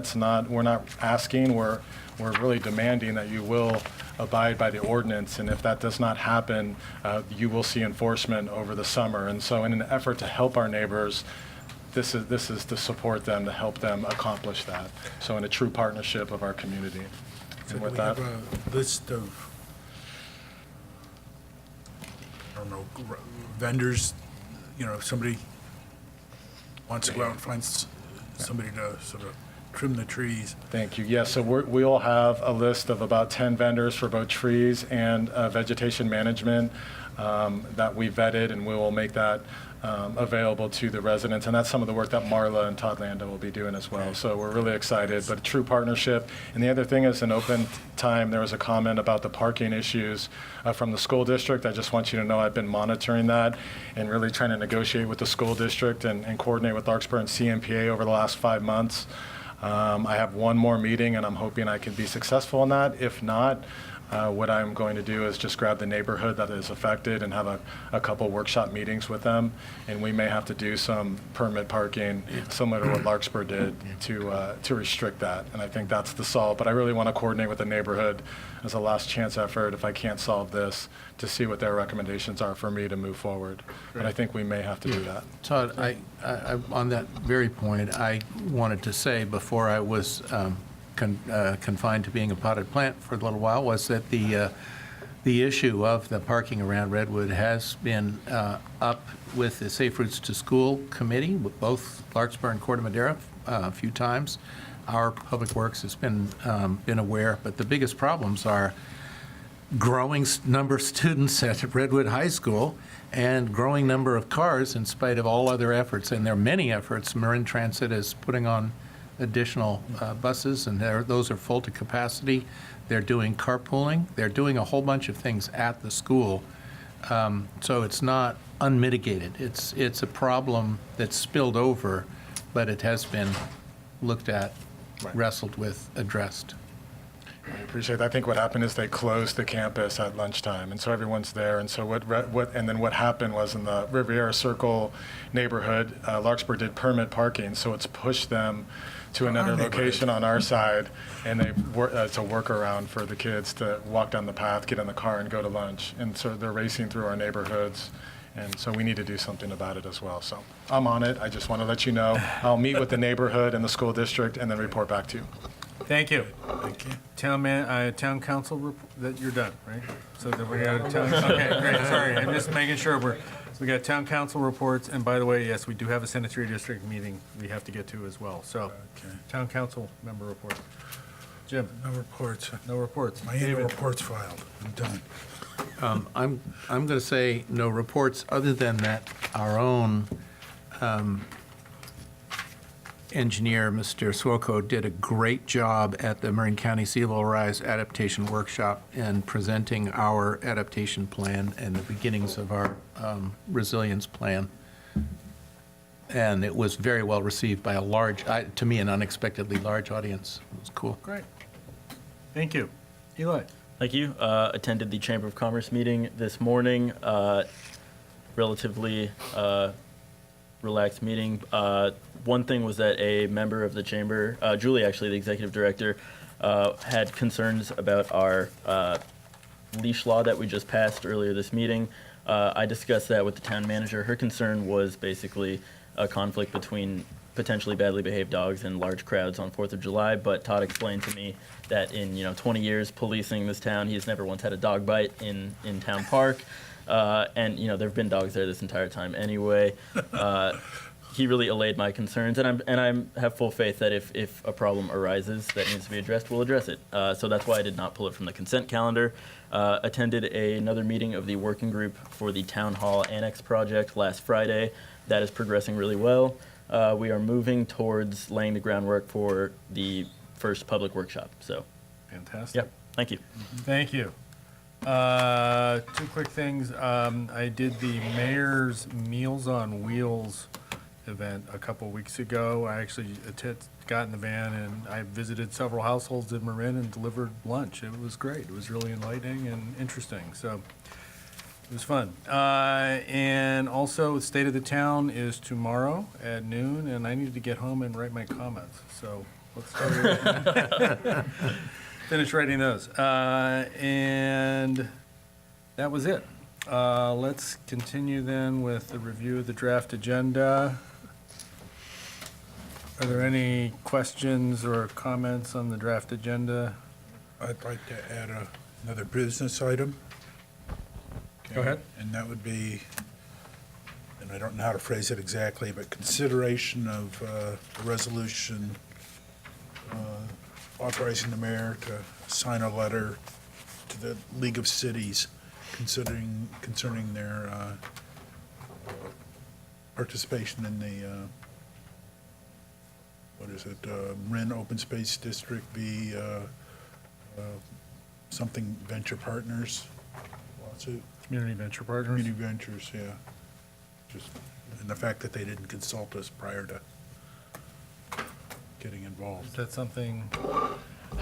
At the staff level, we've talked about it. I mean, it's your call. What I'll tell you is that, the League of California Cities has an interest on behalf of all the cities and towns in the state, really on the ruling and understanding regarding CEQA. And so it wasn't necessarily in support of the county, but it was in getting clarification on that ruling, which is probably appropriate. So I think at our level, at the manager level, we discussed it, and we feel like, look, it doesn't impact our cities and towns at this point, and it's with the county, and it's at this point we've decided not to take something to our councils. But it's certainly, if you want to agendize that and bring it to the council and have a discussion, we can certainly do that. Does that concern a piece of property within Corte Madera? No, Or is it's it large? county. It's midway between us and Mill Valley, and they didn't talk to any of the 11 incorporated jurisdictions who are members of the League of Cities. I just don't understand why, if it doesn't impact the cities or towns, and it's in the county jurisdiction. They discussed it at the county level, and the county's equivalent of the League of California Cities also discussed it at that level. And again, it was a question regarding the decision-making under CEQA. And so again, it wasn't necessarily in support of the county or against it. It was to get clarification. And so I don't know, in talking to Nancy Hall Bennett, we meet on a monthly basis. Mm-hmm. I actually don't share the same concern that might be at the level of Councilmember Harloff shared at the Larkspur level. So again, it's your call if you want to. I just feel like I don't agree with the letter. I'm just concerned about the precedent that they did not even consult any of the local jurisdictions. And it's very possible if they'd asked us, we'd say, fine, or we don't understand the issues enough to have an opinion. But, they're our representative organization, not the county's representative organization. Jim, do you want to maybe sit down with me and Nancy Hall Bennett to discuss this, and Yeah. then if you're unsatisfied with that discussion, we can maybe then consider this. Okay, but Yeah, I appreciate that, and I'd I'm, at least like to get a placeholder on the agenda. Okay, sure. Okay. And we can clarify exactly what the amicus brief was about and what they were actually trying to accomplish on that too. If you're not able to come to a resolution, we're happy to bring it at the next meeting. And I am curious. I've had less than perfect experience with a party that you've mentioned, so. Okay, so you two guys are gonna talk about it and decide if we move any further, it sounds like. Okay. Sure. Okay, great, thank you. And are we talking about moving the cannabis ordinance onto the next agenda? Is that a possibility, or no? Do you know, I don't think so. I Don't think so? it'll be Okay, the that's following fine. one, yes. I just wanted to clarify, okay. With that, I've got two other items that I'd love to get on the agenda at some point. Doesn't have Okay. to be the very next meeting. One is, we just adopted today on the consent calendar that this is Fair Housing Month, and have been a bunch of things done at the county level to ensure and enhance fair housing, one of which is a protection against discrimination of people based on their source of income. That is, if somebody arrives with a Section 8 voucher. And that's not in our resolution that we just adopted today. But I thought at some point, maybe at this Fair Housing Month that we just declared, we might want to visit that. And there's a party or two at the county level that I could bring into that if you want. And the second is that we previously talked about maybe trying to move and enhance what the town of San Anselmo has done for electric vehicles. And I thought it would be good to have a time, sometime in the next couple of meetings, when we can bring that up and really get into it and discuss it. I know we can't discuss it tonight because it's not on our agenda tonight, but I would love it if we could. And Okay, just one thing through the mayor. Yes. So in talking to Adam, we were expecting a potential appeal, I think, for this meeting, but that has been, I think, resolved. And so we are able to bring the cannabis ordinance to you on April 16th. I think we have enough time to notice it, and if that's the case, I may recommend that we take that up as we approach May, June, where it's basically all budget, and we're going to be loaded. The other thing that I was discussing with the mayor and some of the other council members is having a business item at the next meeting to discuss this very thing of how we support legislation, what that process should be, and then how do we put, issues, as we're discussing now, on the agenda to stick with the plan and timing of like how we do some of the sustainability items. Councilmember Beckman has also been discussing potentially having a sustainability committee similar to Sausalito, and some of these items are perfect for that committee to kind of vet those and then come before the council at the recommendation of the committee like we do in a lot of our other town issues. As we move forward. So I was thinking about just having a pretty open-ended kind of conversation with the council maybe at the next meeting. I think that's a great idea because I know we have new council members, but there's been a philosophy about how we address this kind of stuff for years. And typically, well, I guess we'll just get into it at the next meeting. Yeah. I won't get into it, but But there's been a very distinct way that we address this stuff, and we should talk about that and figure out if that's what we want to continue or if we want to change it. So let's do that. Does that make sense? Okay. Thank you.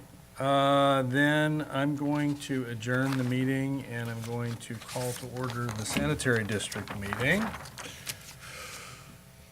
And we need to do a roll call and salute to the flag again, I guess? No, saluting. Once is enough. Let's just do the roll call. We did a salute to the flag. Board Member Bailey. Board Member Beckman. Here. Board Member Kuhnhart. here, Vice President Andrews. Here. President Ravazio. Here. Okay, open time for public comment. Is there anybody from the public who would like to address any items that are not on the agenda? Hearing none, we will move to presentations. There are none. We will move to the consent calendar. To group items together that are routine, any member of the public or council may request removal of an item for discussion. There are 2 items on the consent calendar. Does anybody would like to remove an item? If not, I will entertain a possible motion to approve the consent calendar. move we approve the consent calendar, items 4A and 4B. Second. Board Member Bailey. Board Member Beckman. Yes. Board Member Kuhnhart. Yes. Vice President Andrews. Yes. President Ravazio. Yes. There are no public hearings. There is a business item, resolution number 1/2019, approving amendments to the CMSA JPA. I'm going to turn this over to staff, I believe, right? Peter? Thank you, President Ravazio. Members of the board, Peter Brown, I think that these items can be swift. So what I'll tell you, aside from what you read in your staff report regarding the JPA amendment, is that we've spent a good deal of time at the staff, and you can see that legal counsel's co-author here, so we spent a lot of time going through the JPA amendments. As you all recall, we went through a set of 5 amendments last year. We thought we were done at that point, but with the recent withdrawal of Larkspur, or request to withdraw, Ross Valley has approved that. We anticipate Santa Fe will do so shortly, but this is our time to go ahead and say, okay, this is what the JPA looks like. There are a few things that we could do to clean it up beyond the 7th revision, which we all adopted in June of 2018. And so that's what's before you in the red line comment, and I trust that you all looked at those red lines, and I'm happy to take any questions that you have on that item. Questions or comments from council? What does it mean that a party is withdrawing when they're using the service? Yeah, that's a good question. So Larkspur used to be their own independent entity, but I think in '93 they were essentially absorbed into Ross Valley. But in terms of this JPA and the function of the Central Marin Sanitation Agency, and we do have Jason Dow, the general manager here, if you have any real questions about CMSA, we got the top guy here. But essentially, Larkspur was absorbed into Ross Valley and continued sitting on the board at CMSA. And so now they're at the point where all of their sanitary sewer services are being provided in terms of distribution by Ross Valley to CMSA, and so there's no real reason for them to be a CMSA member anymore. They're represented through Ross Valley. Is that good, David? I guess the only other question is there a budgetary impact on Corte Madera? There is not. Any other questions from council? No? Then is there a possible motion to adopt resolution? I would move that we adopt resolution number 01/2019, approving amendments to the Central Marin Sanitation Agency JPA to, do I have to do the whole thing? I think that's good. Okay. Second. Right. It's close. Yeah. Board President Bailey. Oh, sorry. Board Member Bailey. Board Member Beckman. Yes. Board Member Kuhnhart. Yes. Vice President Andrews. Present? Yes. Not just me. President Ravazio. Yes. Okay. Here, give him some more of these. That might make him Item wake up. 6B, award of contract for Trinidad 2 pump station improvement. Staff, I think you're up again. Thank you, President Ravazio. As you may recall, back in November, we received a bid for both the Trinidad 2 pump station reconstruction along with the Sausalito motor control project, and we rejected all of those bids. So the bids came in high. We had quite a discussion about our engineer's estimate versus what the actual bids were. And what we did at your direction at that time is we went back and we rescoped the project in a moderate way. We prioritized Trinidad over the Sausalito motor control, so Sausalito was not part of this project.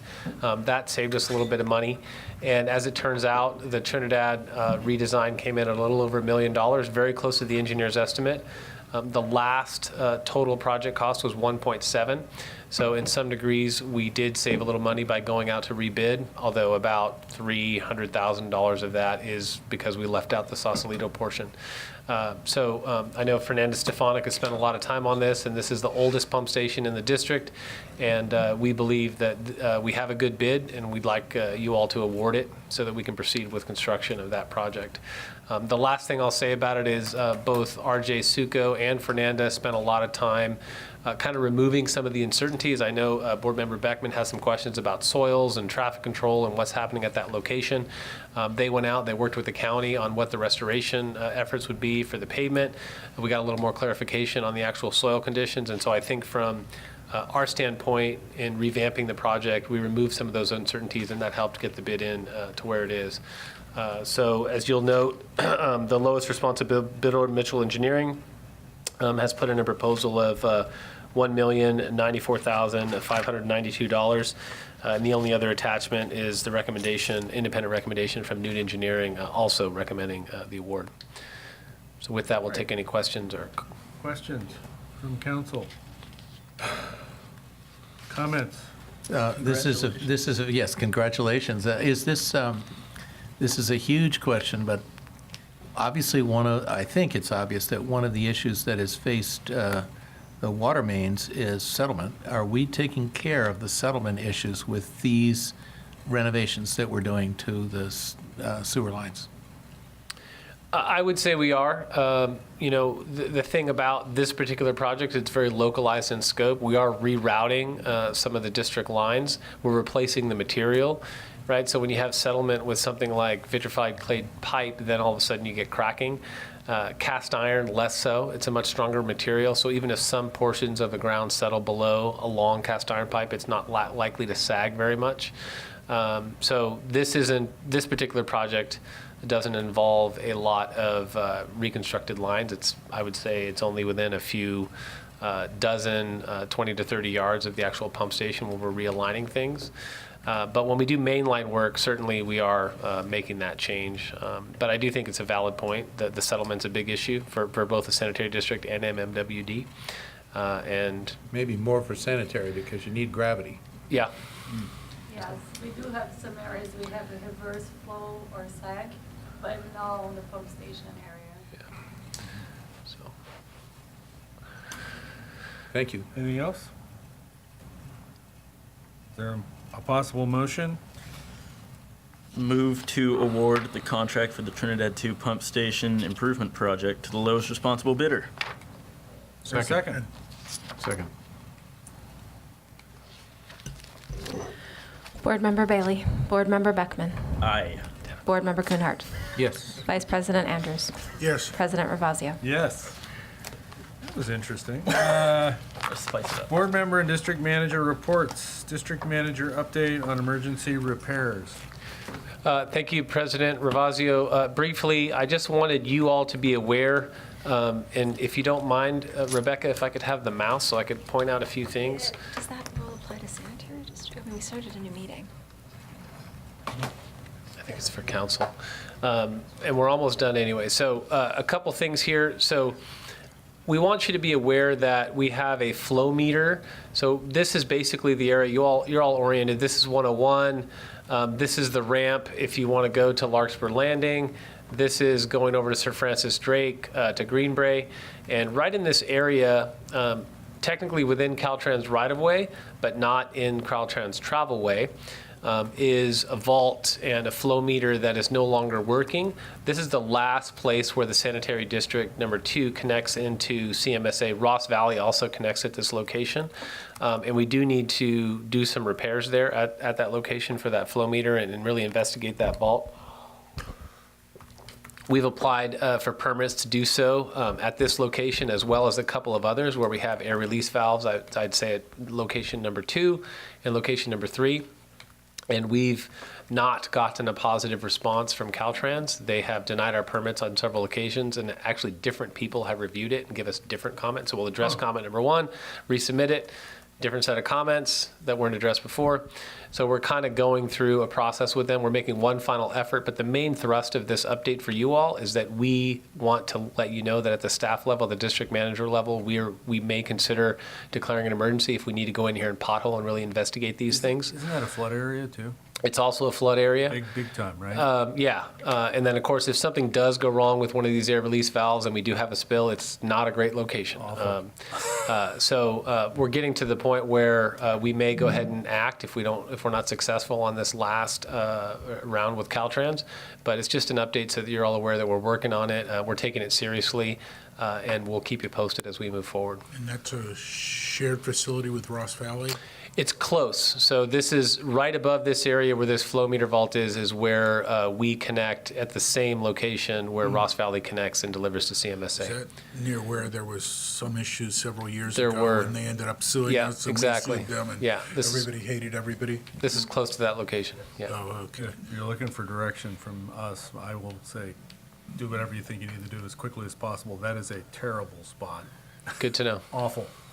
Okay. That's all I have in terms of updates for you all. Okay. Review of draft agenda. 8A. You have one for next month? I guess we do. Audit. Audit presentation. Audit. Anything else? Any comments, questions?